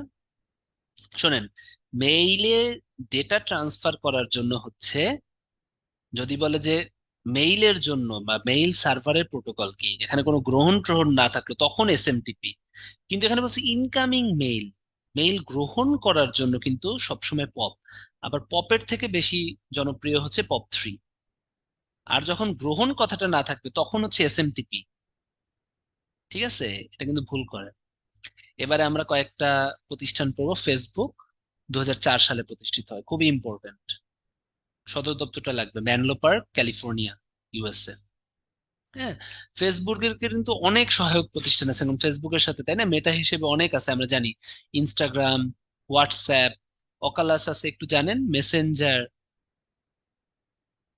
মেসেঞ্জারও কিন্তু কি ইসের সাথে না, ফেসবুকের সাথে না, সহায়ক প্রতিষ্ঠান এখন কিন্তু একসাথে। তারপর থ্রেডও মনে হয় এদের সাথে, ফেসবুকের সাথে। মানে ফেসবুক আপনি খুললে পরে আস্তে ফেসবুকের সেটিং এ গেলে দেখবেন নিচে নাম লেখা থাকে। হ্যাঁ, এগুলো কিন্তু সব ফেসবুকের সাথে। প্রতিষ্ঠাতা হচ্ছে মার্ক জাকারবার্গ, আমরা জানি। হ্যাঁ, পূর্বসূরি সাইট ফ্রেশ ম্যাচ দরকার নাই, আপনি হচ্ছে ম্যানলো পার্কে হচ্ছে এটা, ফেসবুক এত চালান। হুম, ঠিক আছে, ম্যানলো পার্ক, ক্যালিফোর্নিয়া, ইউএসএ। টুইটার, টুইটারটা একটু দেখতে পারেন, টুইটারে অনেকে ব্লগ টক করে, তো এটা আপনারা পড়তে পারেন। হ্যাঁ, এটাও ক্যালিফোর্নিয়া, কিন্তু ম্যানলো পার্কের এটা হচ্ছে সান ফ্রান্সিসকোতে, 2006 সালে চালু হয়। টুইট মানে কি? পাখির ডাক। তার মানে কি, এর ভিতরে খুদে বার্তা, 280 অক্ষরের খুদে বার্তা আপনি প্রেরণ করতে পারবেন। তো খুদে বার্তা মানে কি? টুইটারকে বলা হয় ইন্টারনেটের এসএমএস, কারণ টুইট বাচ্চা পাখি। হ্যাঁ, শর্ট মেসেজ সার্ভিস, এসএমএস মানে কি শর্ট মেসেজ সার্ভিস, যেটা টুইটার করে। ঠিক আছে, এটা যেন মনে থাকে।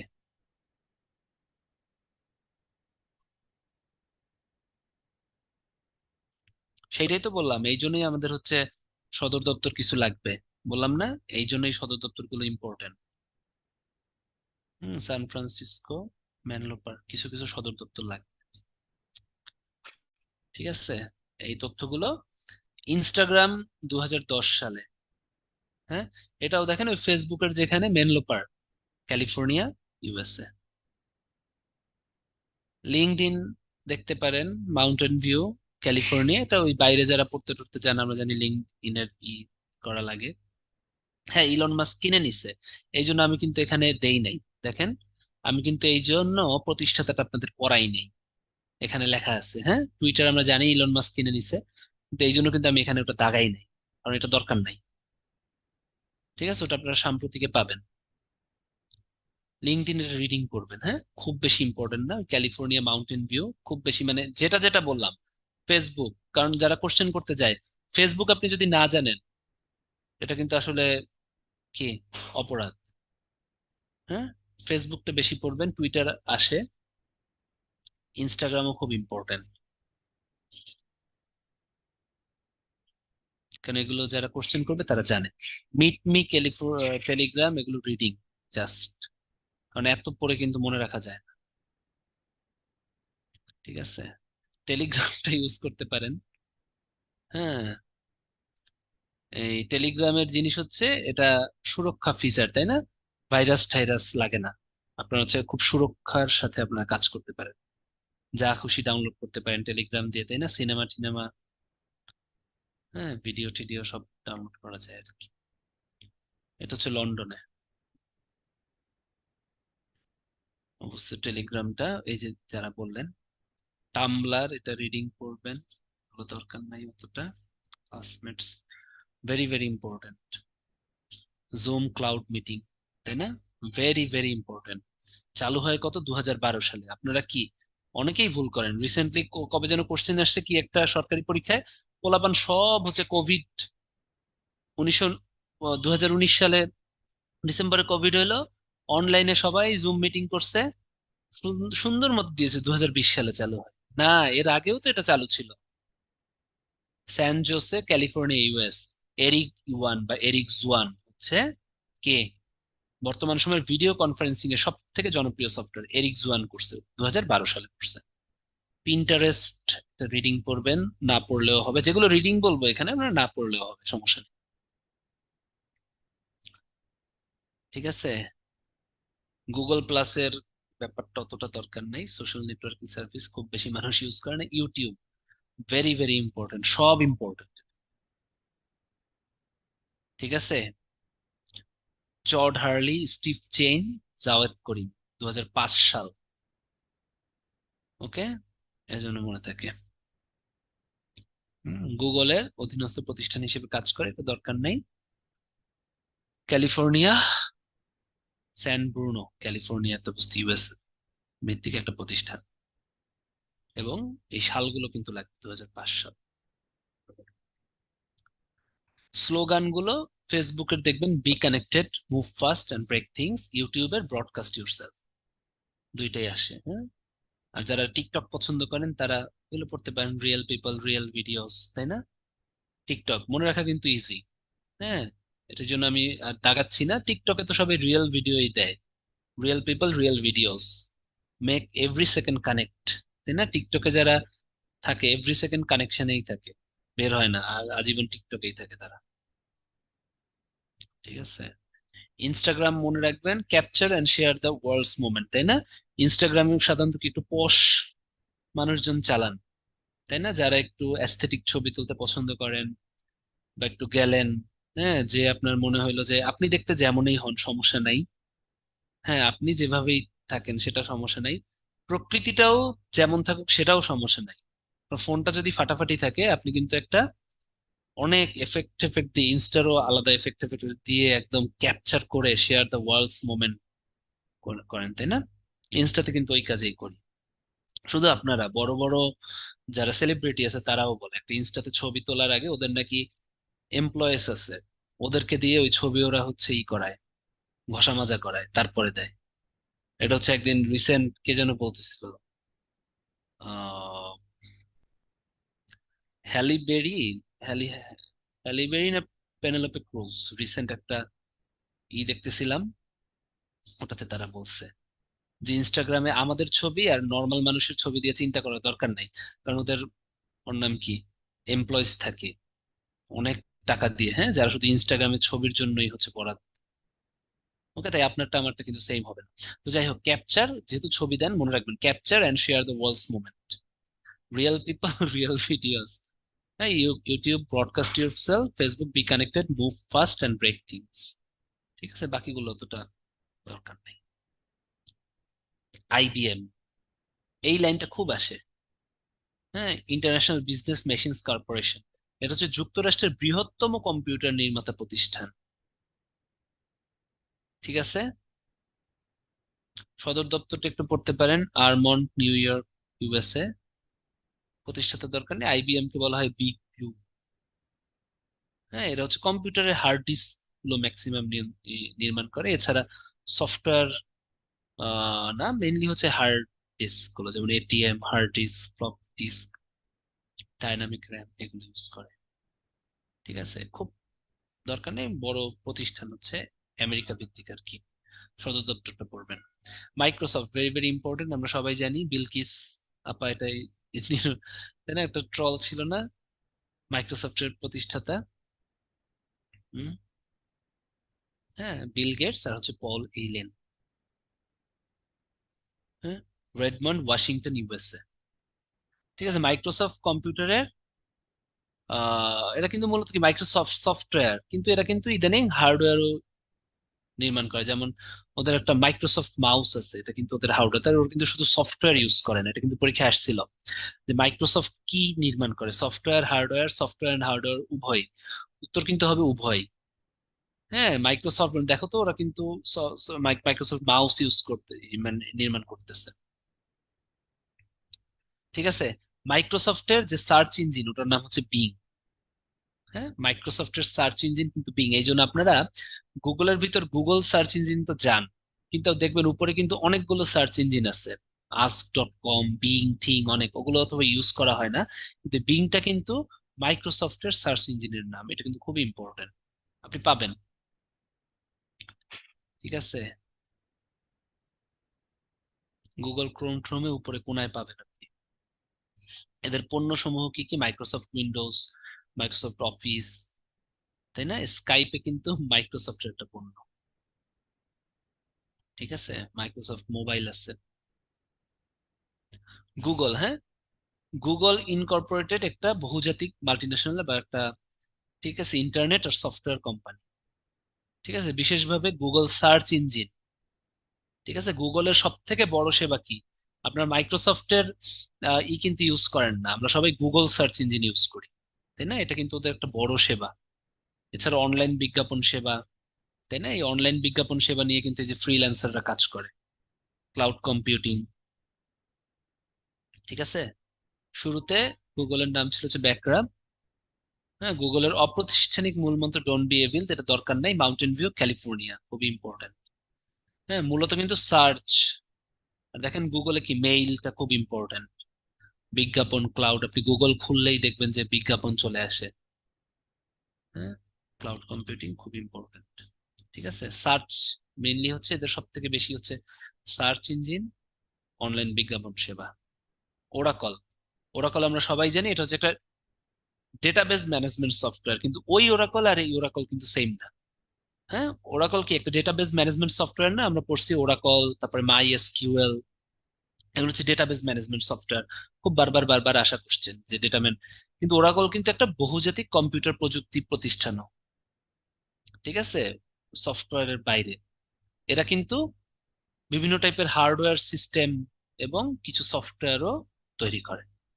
ঠিক আছে, তার মানে ওরাকল কিন্তু ডেটাবেজ ম্যানেজমেন্ট সিস্টেম ছাড়াও কিন্তু একটা কম্পিউটারের হার্ডওয়্যার সফটওয়্যার নির্মাণ নির্মাতা নির্মাণকারী প্রতিষ্ঠান আর কি। ঠিক আছে, এটা জাস্ট একটু রিডিং পড়েন, কারণ অতটা আসবে না। Intel, very very very important. Intel আমরা জানি। ইন্টেল কি? আপনারা যারা কম্পিউটার ইউজ করেন, তাই না, কোর i3, ল্যাপটপ ইউজ করেন কোর i5, এগুলো লেখা থাকে না আপনার ল্যাপটপের উপরে? কিন্তু যে ল্যাপটপ ইউজ করেন, এইচপি, এসুস, যেটা ইউজ করেন, উপরে দেখবেন স্টিকারে লেখা থাকে, ওটা নিচে দেখেন তো ইন্টেল থাকে। হ্যাঁ, ইন্টেল মূলত হচ্ছে মাইক্রো প্রসেসর, মানে সর্ববৃহৎ, বিশ্বের সব থেকে বেশি মাইক্রো প্রসেসর তৈরি করে। মাইক্রোসফট প্রসেসর কি? ভিএলএসআই না? Very large scale integrated chip, তাই তো? সেমিকন্ডাক্টর চিপ, মানে হচ্ছে বিশ্বের বৃহৎ সেমিকন্ডাক্টর চিপ অথবা মাইক্রো প্রসেসর নির্মাণকারী প্রতিষ্ঠান হচ্ছে কে?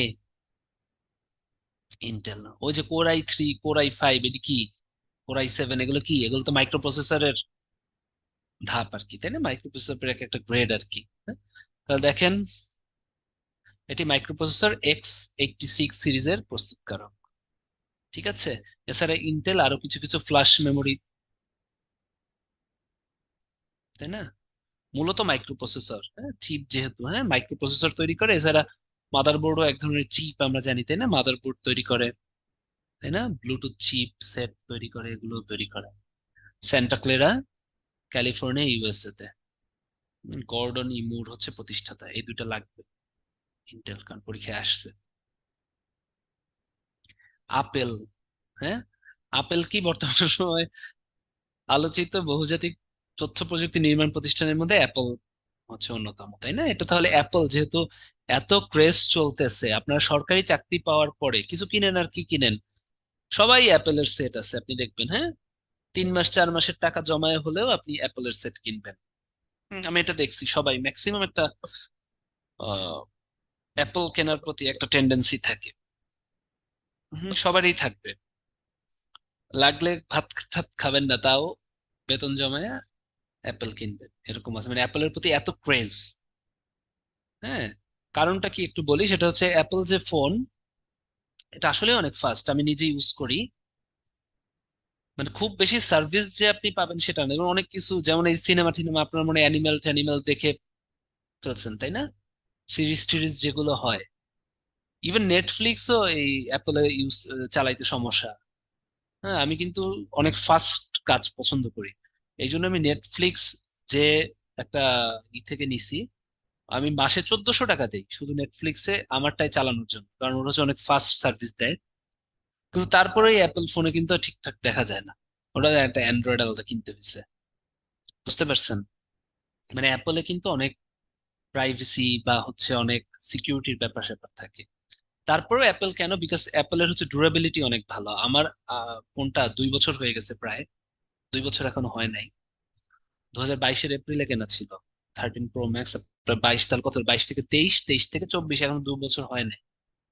তারপরেও কিন্তু ব্যাটারি হেলথ দেখলাম যে 93% আছে, প্লাস হাট থেকে এতবার পড়ছে এখন পর্যন্ত ভাঙে নাই।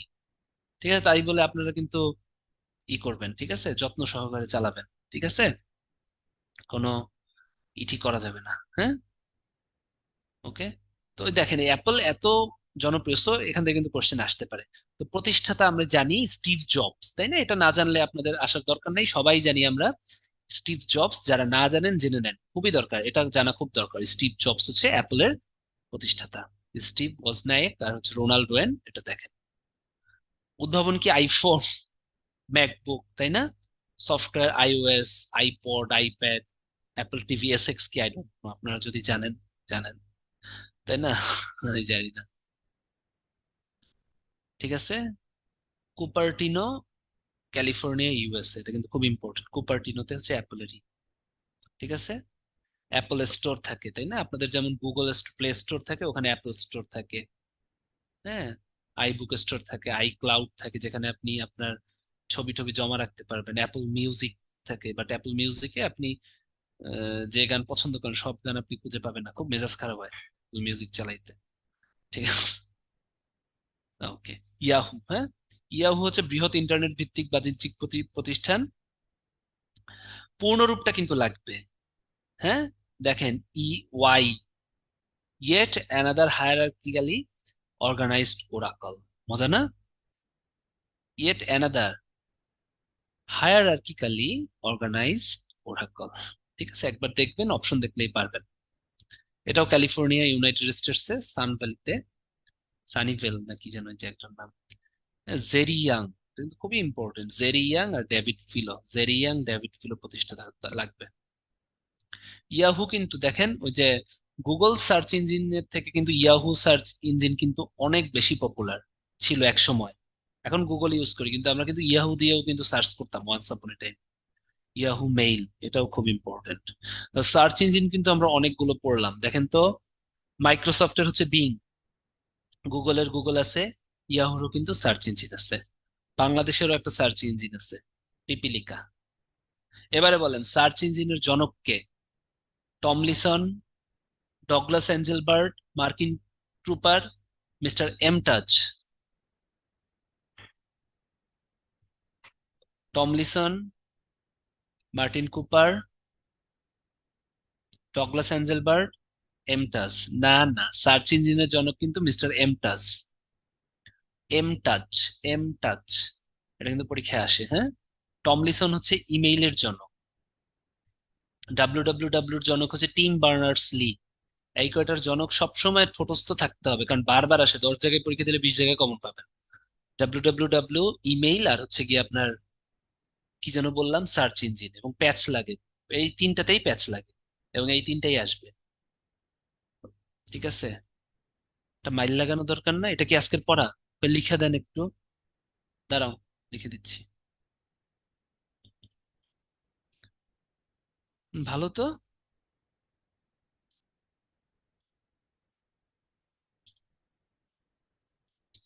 খাতার উপর লিখে রাখবেন, ঠিক আছে। টিম বার্নার্স লি, ইমেল হচ্ছে টমলিসন,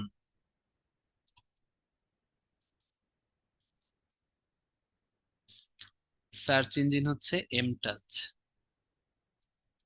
হ্যাঁ, মোবাইল ফোন হচ্ছে মার্টিন কুপার। হুম। আর আরেকটা যে বলছিলাম, অ্যাঞ্জেল ডগলাস অ্যাঞ্জেলবার্ট, ওটা হচ্ছে মাউস। থাক, ওই দুটো এখন দরকার নেই, তাহলে প্যাচাইয়া যাবে। এই তিনটায় যেহেতু প্যাচ লাগে বেশি আসে, এই তিনটায় আমি বললাম। এইচটিএমএল হচ্ছে hyper text markup language. Just নামটা পড়লেই হবে, হ্যাঁ। এটা হচ্ছে ল্যাঙ্গুয়েজ আর কি। ওই ল্যাঙ্গুয়েজটাও প্রোটোকলের মাধ্যমে পাঠাইতে হয় আর কি। হাইপার টেক্সট মানে অনেক টেক্সট আপনি পাঠাইতে হবেন, হাইপার টেক্সট মার্ক করে পাঠাইতে পারবেন। বাংলা চিন্তা করেন, hypertext markup language. Meta, আসেন, what do mean by Meta? Meta platform কি? মেটা মূলত গ্রিক শব্দ যার অর্থ গণ্ডির বাইরে। ফেসবুকের সাথে না? তাহলে ফেসবুকের কি? ফেসবুকেই তো মেনলো পার্কে না? এই ফেসবুক কোথায়? Menlo park, California. ফেসবুক কবে প্রতিষ্ঠিত হয়েছে? 2004 সালে। তাহলে মেটা কবে প্রতিষ্ঠিত হয়েছে? 2004 সালে। মনে থাকবে, মার্ক জাকারবার্গ। তাহলে ব্র্যান্ডস কি কি আছে? ফেসবুক, ইনস্টাগ্রাম, মেসেঞ্জার, ওই যে লিখে আসছিলাম, হোয়াটসঅ্যাপ, অকালাস। আর পরের গুলো রিডিং করবেন, এগুলো আমিও জানি না, হ্যাঁ করবেন। এগুলো কোথায় আছে, কোন দেশে আছে, আই ডোন্ট নো। বাট এই কয়টা না জানলে হবে না। এই চারটা তো জানি, ফেসবুক, ইনস্টাগ্রাম, মেসেঞ্জার, হোয়াটসঅ্যাপ, এরা একসাথে, তাই না মেটার? ম্যাপিলারি ওয়ার্ক প্লেস, পোর্টাল, ডিএম, হ্যাঁ রিডিং করবেন। স্পেস এক্স, সেটা মার্কিন মহাকাশযান প্রস্তুতকারক এবং উৎক্ষেপণকারী প্রতিষ্ঠান মিস্টার ইলন মাস্ক। ঠিক আছে, মহাকাশ প্রস্তুতকারক উৎক্ষেপণকারী ইলন মাস্ক, আমরা জানি। কি, এ চাঁদে যাইতে চায় না? না গেছিল, কয়েকদিন আগে না গেছিল সে না, চাঁদ ঘুরে আসছিল না? তারপর হচ্ছে ইলন মাস্ক কেন মাস্ক পরে না, এটা নিয়ে একটা ট্রল হলো। সরি, মঙ্গলে গেছিল, মার্সে গেছিল না? এই মার্সে গেছিল না ইসে গেছিল, এটা গত বছরের কাহিনী, আমি ভুলে গেছি, একটু বলেন তো। মার্স না ইসে, মুন, কোনটা গেছিল আমার মনে নাই। মার্সে গেছিল না? আচ্ছা যাই হোক, মার্সে গেছিল। তখন সে হচ্ছে মাস্ক পরে নাই, হ্যাঁ, কোভিড এর মধ্যে। তো পোলাপান সবাই ট্রল করছে যে হ্যাঁ মাস্ক ছাড়া যায় মঙ্গল গ্রহে করোনা ছড়াই আসবে। হ্যাঁ, কো- এটা দেখছিলাম আর কি, হ্যাঁ। ওর মহাকাশ সিরিজের নাম হচ্ছে ড্রাগন, আর রকেট সিরিজের নাম হচ্ছে ফ্যালকন।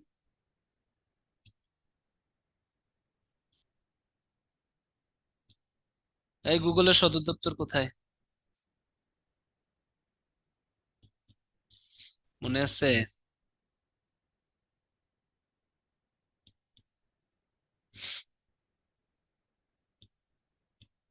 দেখি কয়জনের মনে আছে।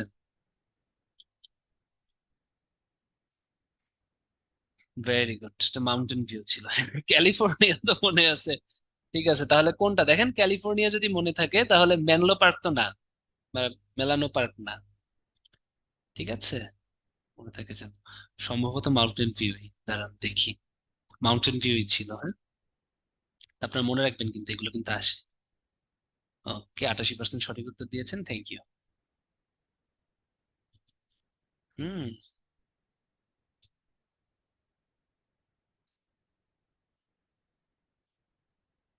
ভেরি গুড, হ্যাঁ, মাউন্টেন ভিউ। ঠিক আছে, কিছু সদর দপ্তর একটু কষ্ট করে মনে রাখতে হবে, যেগুলো ক্যালিফোর্নিয়া, গুগল, ফেসবুক আমি তো বললাম। হ্যাঁ, ফেসবুকটা আশা করি আর ভুলবেন না। এগুলো একটু মনে রাখতে হবে। ওরাকল দরকার নাই। এই যে মাইক্রোসফটটা মনে রাখতে হবে, হ্যাঁ, রেডমন্ড। এটা কিন্তু এই না, ক্যালিফোর্নিয়া, এটা তো ওয়াশিংটন। আইবিএমটা হচ্ছে আর্মং, এটা হচ্ছে নিউ ইয়র্ক। কিছু কিছু মনে রাখতে হবে না, কিন্তু সমস্যা। ইউটিউব হচ্ছে সান ব্রুনো, ক্যালিফোর্নিয়া। এগুলো একটু, এগুলো মনে না রাখা স্যার, এখান থেকে কিন্তু একটা আসবে, তাই মনে রাখতে হবে, কিচ্ছু করার নেই। যাই হোক, পারছেন তো, মনে তো রাখছেন। ফাউন্ডার্স কেন মনে রাখা প্যারা? এই, Space X Elon Musk, Facebook Zuckerberg, YouTube Javed Karim, Microsoft Bill Gates. কিসের কঠিন কিসে?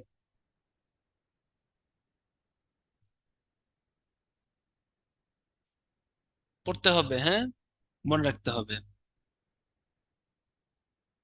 ইয়াহু কেন মনে রাখা যাবে না? ইয়াহু ওয়াই ছিল না? এদিকে দেখো, জেরি ইয়াং আছে, ওয়াই আছে। আমি এভাবে মনে রাখতাম। ঠিক আছে, অ্যাপল স্টিভ জবস, এটা তো সবাই পারে। হ্যাঁ, ইন্টেলের হচ্ছে গর্ডনি মুর।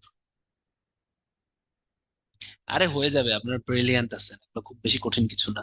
আর একবার পড়াই দিলাম তো, প্রথম দিন কঠিন লাগবে, বাট এখন নিজে শুনেন। কোচিং এর একটা উদ্দেশ্য কি জানেন? আপনাদের ইনিশিয়েট করে দেয়া। পেসমেকারের কাজ কি? আমাদের হার্টে একটা পেসমেকার আছে, আর্টিফিশিয়াল পেসমেকার, এসএ নোড বলা হয়, হ্যাঁ, সাইনোয়াট্রিয়াল নোড, যেটা হচ্ছে রাইট অ্যাট্রিয়ামে থাকে, যেখানে হচ্ছে গিয়া আপনার সুপিরিয়র ভেনা কাভে এসে মিলিত হয়।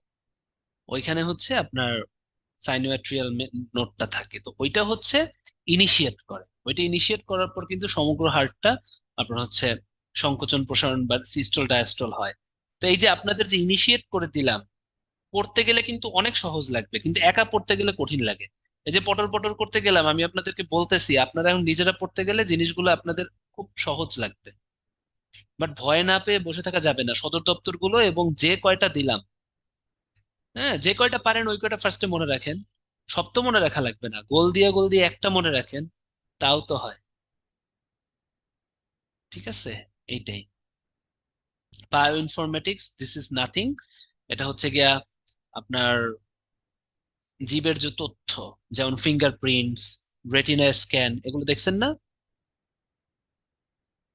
ভোটার আইডি কার্ডের রেটিনা স্ক্যান, বা হচ্ছে এই যে আহ, নগদ অ্যাকাউন্ট, বিকাশ অ্যাকাউন্ট করতে গেলেও মনে হয় এখন ফেসের একটা ছবি লাগে, রেটিনা স্ক্যান লাগে, চোখ তাকাইতে হয়, আপনার মোবাইল দিয়েই মনে হয় করতে হয়, তাই না? এগুলো কিন্তু বায়ো ইনফরমেটিক্স, তার মানে হচ্ছে জৈবিক তথ্য নিয়ে নেয়া। ফিঙ্গারপ্রিন্টস, বায়োমেট্রিক্স এর কথা শুনছেন? এই যে সরকারি চাকরি করতে আসেন, অনেক প্যারা কিন্তু। সকালবেলা 9:30টার আগে একটা বায়োমেট্রিক্স দিতে হবে, দুপুর 2টার সময় একটা বায়োমেট্রিক্স দিতেই হবে। ঠিক আছে? যে সমস্ত জায়গায় হচ্ছে, সরি, 5টার সময় একটা বায়োমেট্রিক্স দিতেই হবে, অ্যাডমিন ছাড়া। অ্যাডমিন ছাড়া আবার সকল ক্যাডারে সকাল 9টা 5টা ডিউটি, 9টার সময় একটা বায়োমেট্রিক এবং 5টার সময় একটা বায়োমেট্রিক দিতেই হবে। বিকজ অ্যাডমিন ক্যাডার ছাড়া সব জায়গায় ডিউটি মাত্র 9টা থেকে 5টা। আর অ্যাডমিন ক্যাডারের ডিউটি হচ্ছে সকাল 8টা থেকে রাত 12টা। ঠিক আছে? ঠিক আছে। মানে কি, সবাই খুশি হইতেছিল? ও, এই জন্যই বুঝি অ্যাডমিন 1 নম্বরে আমরা দেই চয়েস, না? সবাই 1 নম্বরে দিয়ে দিবেন যে শান্তি শান্তি। হ্যাঁ, ঠিক আছে। 8টা 12টা ডিউটি, একটার সময় অনেক সময় বাসায় যাইতে হয়। শুক্রবার শনিবার কিছু নাই। হ্যাঁ, শুক্রবার শনিবার মাঝে মধ্যে ফ্রি থাকে, আবার ফ্রি থাকলেও আবার রাত 9টা থেকে বাংলো, বিভিন্ন ডিউটি, অফিসের ডিউটি। কোনো ফাঁক দেয়া নাই, অ্যাডমিন ক্যাডারে কোনো ফাঁক দেওয়া যায় না। ঠিক আছে? তাই যারা মনে করেন যে অ্যাডমিন ক্যাডারে আসবেন ফাঁক ফোকর দিতে, তারা আইসেন না। হ্যাঁ, ওকে। তো যাই হোক, ওই বায়োমেট্রিক মানে কি, ওই যে বায়োমেট্রিক দিতে হয়, সকালে একটা ফিঙ্গারপ্রিন্ট, বিকালে একটা ফিঙ্গারপ্রিন্ট। মনে করেন উপজেলায় আপনার পোস্টিং হলো, ওখানে আপনার ফাঁকি যাতে না মারতে পারেন, মন্ত্রণালয় থেকে যাতে দেখতে পারে যে আপনি পৌঁছাইছেন নাকি। বায়োমেট্রিক সরাসরি কিন্তু দেখা যায় বায়োমেট্রিক দিয়ে। ঠিক আছে? তো এটা হচ্ছে বায়ো ইনফরমেটিক্স। এখন বায়ো ইনফরমেটিক্স এর অনেক সফটওয়্যার টুলস আছে, যেমন সাভা, sorry, Java, C C plus plus, হ্যাঁ, এসকিউএল, পাইথন, স্প্রেডশিট অ্যানালাইসিস ইত্যাদি অ্যাপ্লিকেশন কিন্তু ব্যবহার করা যায় এটার এই সফটওয়্যার টুলসে। ঠিক আছে? তো এটা, এগুলো কখনোই আসবে না, এগুলো আসলে সফটওয়্যার, এগুলো না, এগুলো হচ্ছে ব্যবহার করা যায়। জেনেটিক ইঞ্জিনিয়ারিং, বায়োটেকনোলজির মাধ্যমে যদি জীবের জিনোমকে নিজের সুবিধা মতো অনুযায়ী সাজিয়ে নেওয়া যায়, এটাকেই বলা হয় জেনেটিক ইঞ্জিনিয়ারিং। তাই না? মানে জেনেটিক ইঞ্জিনিয়ারিং, ডিএনএর ভিতরে যে কোড গুলো থাকে। ন্যানো প্রযুক্তি, ন্যানো প্রযুক্তিতে সাধারণত 1 ন্যানোমিটার থেকে ইটা ইটা আসে। হ্যাঁ, 1 ন্যানোমিটার থেকে 100 ন্যানোমিটারের মধ্যে কাজ করা হয়। এটাতেও কিন্তু কম্পিউটারের সফটওয়্যার ইউজ করা হয়। ঠিক আছে? কোথায় কোথায় ইউজ করা হয় দেখেন, nano transistor, nano diode, plasma display, তারপরে আরো কি, হ্যাঁ, ন্যানো মাইক্রো রোবোটিক্স ইউজ করা যেতে পারে। ন্যানো মাইক্রো প্রসেসরও আমরা ন্যানো প্রযুক্তিতে ইউজ করতে পারি, কিন্তু এইটা কিন্তু খুব দরকার। একটা হচ্ছে 1 ন্যানোমিটার থেকে 100 ন্যানোমিটারের মধ্যে সাধারণত এই ন্যানো প্রযুক্তি কাজ করে, অনেক ছোট। এই প্লাজমা সিস্টেমটা হচ্ছে সাধারণত বিশুদ্ধ করতে, হ্যাঁ, মেডিসিন বিশুদ্ধকরণ, স্টেরিলাইজেশন, ওয়াটার পিউরিফিকেশন ইউজ করা হয়। মেডিসিন প্রযুক্তিতেই ন্যানো পার্টিকেলটা খুব, ন্যানো প্রযুক্তি খুব বেশি ইউজ করা হয়। ফার্মাসিউটিক্যালস এ যারা চাকরি করে অথবা যারা ফার্মেসি পড়েছেন, তারা অনেক এটা জানতে পারবেন। মহাকাশ গবেষণা তেমন কিছুই না। বাংলাদেশে 2018 সালের 11 মে বিশ্বের 57তম বঙ্গবন্ধু স্যাটেলাইট 1 নামে নিজস্ব স্যাটেলাইট উৎক্ষেপণ করে। এটা তৈরি করে কে? ফ্রান্সের প্রতিষ্ঠান থ্যালেস অ্যালেনিয়া স্পেস, তাই না? আর যুক্তরাষ্ট্রের ফ্লোরিডায় অবস্থিত কেনেডি স্পেস সেন্টার থেকে ফ্যালকন 9 রকেটে করে এই স্যাটেলাইটটি কিন্তু পৃথিবীর বাইরে পাঠানো হয়। ঠিক আছে? তাহলে দেখেন তিনটা দেশ সাহায্য করে, ফ্রান্সের প্রতিষ্ঠান হচ্ছে এটা তৈরি করে। ঠিক আছে? আর যুক্তরাষ্ট্রের ফ্লোরিডা থেকে এটা উৎক্ষেপণ করা হয়। আর স্পেস এক্স যে কোম্পানি যেটা এই স্যাটেলাইটটা তৈরিতে সাহায্য করছে, ওটার নাম কি বলেন তো? ফ্রান্সের কোম্পানিটা হচ্ছে এটা তৈরি করে। আর এই যে উৎক্ষেপণ করে যে কোম্পানিটা স্পেস এক্স, এটা কোন দেশি কোম্পানি বলেন তো? উৎক্ষেপণ তো করছে যুক্তরাষ্ট্রের ফ্লোরিডা থেকে, কিন্তু স্পেস এক্স কোন দেশি কোম্পানি? Very good, Russia.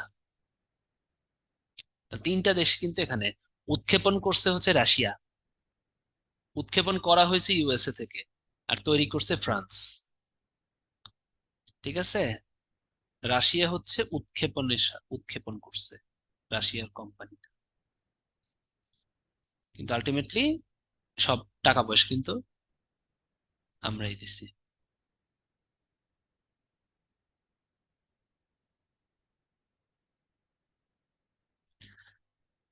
ঠিক আছে?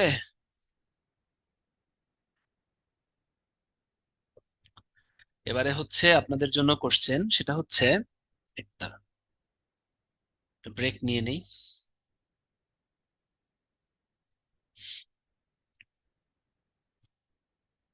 এরপরে আমি একটা মজার কথা বলবো আপনাদের। ঠিক আছে? ব্রেক নিয়ে নেই, ব্রেকের পরে আমরা খুব মজার কথা বলবো। ঠিক আছে? যে আপনাদেরকে চাইলেই ম্যানিপুলেট করা যায়, এবং আপনারা হচ্ছে খুব কনফিডেন্টলি আপনাদের হচ্ছে গিয়া মাইন্ড চেঞ্জ হয়ে যায় এবং মন চেঞ্জ হয়ে যায়। এবং আমিও কিছু একটা বললে আপনি হচ্ছে সায় দেন, এটা করা যাবে না, হ্যাঁ? আর ব্রেকের পর বলতেছি।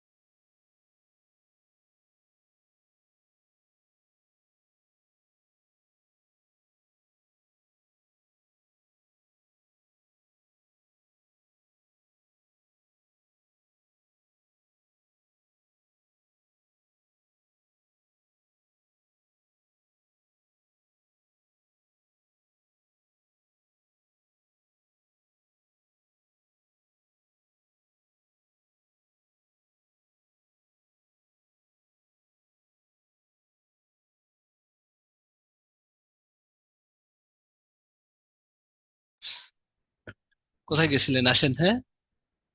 ওকে, আসেন, হ্যাঁ, একটু মজা করি আপনাদের সাথে। সেটা হচ্ছে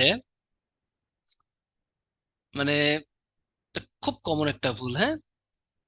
এই বঙ্গবন্ধু এক হচ্ছে উৎক্ষেপণ করতে রাশিয়া সাহায্য করছে, তাই হচ্ছে আমি বললাম যে কে করছে? থ্যালেসিস অ্যালানিয়া। হ্যাঁ, যুক্তরাষ্ট্র ফ্লোরিডার কেটে ফেলেন। তারপরে রাশিয়ার ফ্যালকন। তারপরে বললাম যে স্পেসএক্স কোন দেশি কোম্পানি। আপনারা চ্যাট বক্সে খুব সুন্দর মতো লিখে রাখলেন কি, সেটা হচ্ছে রাশিয়ার। তাই না? এই স্পেসএক্স না একটু আগে পড়াইলাম আমি। দেখেন তো, আপনারা এখানে আমি বলার পর কোন দেশি কোম্পানি, সাথে সাথেই লিখছেন, একদম ফার্স্ট যে লেখাটা লিখছে রাশিয়া। আমি জানতাম এই জিনিস করবেন, এই কাজ করছেন, এবং আমি রাশিয়া বললাম। হ্যাঁ, এরপরেও মেনে নিলেন হ্যাঁ রাশিয়ার। দুই একজন দেখলাম যে ই করছেন, যারা হচ্ছে গিয়া এই প্যাচটা খুব লাগে। এই প্যাচ লাগানো যাবে না, একটু শোনেন বলি, হ্যাঁ। বঙ্গবন্ধু স্যাটেলাইট ওয়ানে, ঠিক আছে, কাহিনী আছে এখানে। স্যাটেলাইটটা তৈরি করে ফ্রান্সের স্যাটেলাইট, যেটা যেটা ঘুরতেছে, ওটা থ্যালেস অ্যালানিয়া কোম্পানি। ফ্লোরিডার কেনেডি স্পেস সেন্টার থেকে, এটা কোথায়? ইউএসএ। ফ্যালকন 9 রকেট স্যাটেলাইটটা উৎক্ষেপণ করে হচ্ছে স্পেস এক্স কোম্পানি, তাই না? একটু আগে যেটা বললাম ইউএসএ ভিত্তিক। তাহলে এই দুইটাই কিন্তু ইউএসএ, স্পেস এক্স কোম্পানি আর ফ্যালকন 9 দুইটাই কিন্তু ইউএসএ। রাশিয়া কি করছে, এটা একটু ইম্পর্টেন্ট, তাই না? রাশিয়ার কাছ থেকে হচ্ছে বাংলাদেশ স্লট বরাদ্দ নিছে। এই যে যে স্যাটেলাইটটা আছে, এটা একটা অরবিটাল বা একটা নিজস্ব কক্ষপথে ঘুরবে না, তাহলে রাশিয়া হচ্ছে কক্ষপথ বরাদ্দ নিছে। এটা কিন্তু বাংলাদেশের নিজস্ব উদ্যোগে হয়েছে। এখানে আরেকটা কাহিনী আছে, লোন নিছে কিন্তু চীনের থেকে। রাশিয়াও দিছে, কিন্তু লোন দিছে, কিন্তু লোন নিছে সাংহাইয়ের চীন ব্যাংক থেকে, হ্যাঁ। এটা সাংহাই ব্যাংক থেকে, হ্যাঁ, সাংহাই ব্যাংক থেকে লোন নিছে। ঠিক আছে, এই জিনিসগুলো কিন্তু মাথায় রাখতে হবে। রাশিয়া হচ্ছে কক্ষপথ বরাদ্দ দেয়। ঠিক আছে, মনে থাকে যেন। ওকে, এবারে আসেন। এই বুঝতে পারছেন স্পেস এক্স কি ইউএস এর না? ইউএস এর তো। স্পেস এক্স কিসের? ইউএস এর না? তাহলে এটা রাশিয়া কেন? এই দেখেন আপনার চ্যাট বক্স, চ্যাটটা দেখেন উপরে একদম ফার্স্টেই একজন না দুইজন রাশিয়া লিখছেন। তারপরে আমি বলে গেলাম আপনাদের সাথে হ্যাঁ রাশিয়া, ওই যে লেখা, এই যে অনেকেই, ওই দেখা আছে। তারপরে দুই একজন হ্যাঁ রিল না জিজ্ঞেস করছেন। যাই হোক, এই জিনিসটা যাই হোক, যিনি ভুল করবেন না, ঠিক আছে? এটা কিন্তু অনেক ভুল হয় যে রাশিয়ার কি, ফ্রান্সের কি, অ্যারিসের কি। একটু মাথা ঠান্ডা রেখে পড়তে হবে, কঠিন কিছু না।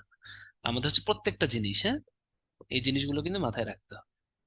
ওকে, আর ওটা কিন্তু 11 মে উৎক্ষেপণ হয়। ভিস্যাট, এখানে একটা কাহিনী আছে। 11 মে আর 12 মে দুইটা নিয়ে একটা ক্যাচাল আছে যে কবে উৎক্ষেপণ হয়। ঠিক আছে, 11 মে 12 মে দুইটাই কিন্তু উৎক্ষেপণ ক্যাচাল আছে। এটা একটু দেখে নিবেন, হ্যাঁ। আমার যতদূর মনে হয় 12 মে এটা হচ্ছে। ঠিক আছে, 11 মে আর 12 মে দেখে নিবেন, বাংলাদেশি হিসেবে যেটা ওইটাই হবে।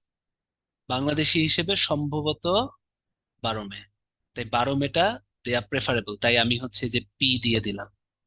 আমি হলে 12 মে দিতাম। হুম, কারণ আমরা তো আমাদের টাইমটা হিসাব করব, বাংলাদেশি টাইমে। আপনাকে যদি পরীক্ষায় কোশ্চেন করে কত তারিখ, ডেফিনেটলি বলবে না যে আমেরিকার টাইমে কত তারিখ, বাংলাদেশের টাইমেই তো। ঠিক আছে, এই জিনিসটা যেন মনে থাকে। এটা আমি হলে 12 মে প্রেফার করবো আর কি, যেহেতু বাংলাদেশি টাইমে 12 মে, আমি 12 মে প্রেফার করবো। এখন আপনারা কোনটা প্রেফার করেন এটা সম্পূর্ণ আপনাদের ইচ্ছা। ঠিক আছে।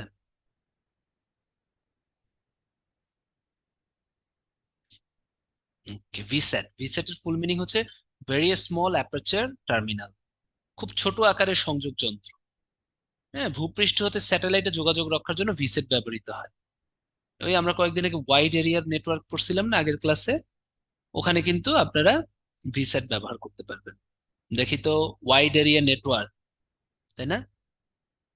এটার ব্যাপ্তি কতটুকু ছিল মনে আছে?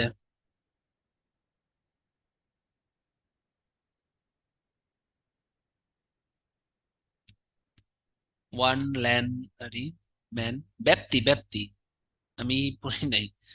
আপনাকে প্রোটোকল জিজ্ঞেস করি নাই, স্ট্যান্ডার্ড জিজ্ঞেস করি। স্ট্যান্ডার্ডটা হচ্ছে আপনি যেটা বলতেছেন 106। Very good.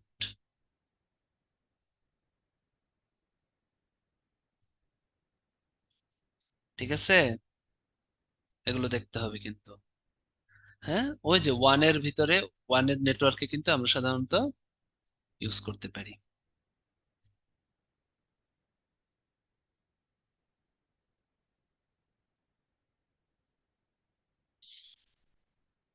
Block chain system হচ্ছে ডেটা সংরক্ষণ অথবা আদান প্রদান করার জন্য একটা নির্ভরযোগ্য মাধ্যম।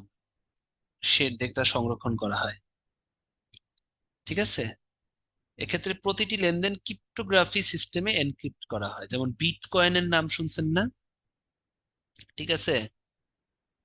হ্যাঁ, ব্লক চেইন প্রযুক্তি খুবই নির্ভুল কৌশল। লেনদেন, হ্যাঁ, লেনদেনকে ক্রিপ্টোগ্রাফি সিস্টেমে সংগ্রহণ করা হয়। ঠিক আছে, তাহলে এখান থেকে হচ্ছে ক্রিপ্টোগ্রাফি পড়তে হবে, হ্যাশিং পড়তে হবে। বিট কয়েন, ঠিট কয়েন, হ্যাঁ, অনলাইন লেনদেন, এগুলো হচ্ছে কি আপনার এই কি বলে ব্লক চেইনের উদাহরণ আর কি। তাহলে ব্লক চেইন থেকে কয়েকটা কথা পড়তে হবে। ক্রিপ্টোগ্রাফি, এই যে আছে ক্রিপ্টোগ্রাফি, হ্যাশিং প্রযুক্তি, হ্যাঁ, প্রতিটি ব্লকের মধ্যে। আর এটা খুবই নিরাপদ একটা কৌশল আর কি, সামনে আমরা আবার পাবো। ব্লক চেইনে ব্যবহারকারীর পরিচয় গোপন থাকে এবং প্রতি মুহূর্তে ডেটাগুলো আপডেট হওয়ার কারণে এখানে তথ্য চুরি বা দুর্নীতি হওয়ার কোনো ধরনের সুযোগ থাকে না, তাই না? নিরাপদ বললাম, তো এই কথাটা ফার্স্টে বুঝতে হবে, এটা হচ্ছে একটা নিরাপদ তথ্য ব্লক চেইনে রাখা যায়। তাহলে বিটকয়েন কি? বিটকয়েন কি টাকা পয়সা লেনদেন না? লেনদেনের ক্ষেত্রে এটা ইউজ করা যেতে পারে। ঠিক আছে, এইটাই, আর তেমন কিছু জানা লাগবে না। এটা কিন্তু বেশ পুরানো একটা প্রযুক্তি। হ্যাঁ, বর্তমানে ব্লক চেইন প্রযুক্তির মাধ্যমে শুধুমাত্র ক্রিপ্টোকারেন্সি যেটা আর কি, হ্যাঁ, ক্রিপ্টোগ্রাফিতে সংরক্ষণ করা হয়। তো ক্রিপ্টোকারেন্সি মানে কি? এইগুলো আর কি, হ্যাঁ। ভবিষ্যতে বলা যায় ভারত সাইবার নিরাপত্তা, তথ্য প্রযুক্তি, হ্যাঁ, গোয়েন্দা বিভাগে এগুলো ইউজ করা যেতে পারে। ঠিক আছে, বর্তমানে হচ্ছে ক্রিপ্টোকারেন্সি মানে হচ্ছে বিটকয়েন, ওখানে ইউজ করা হয়।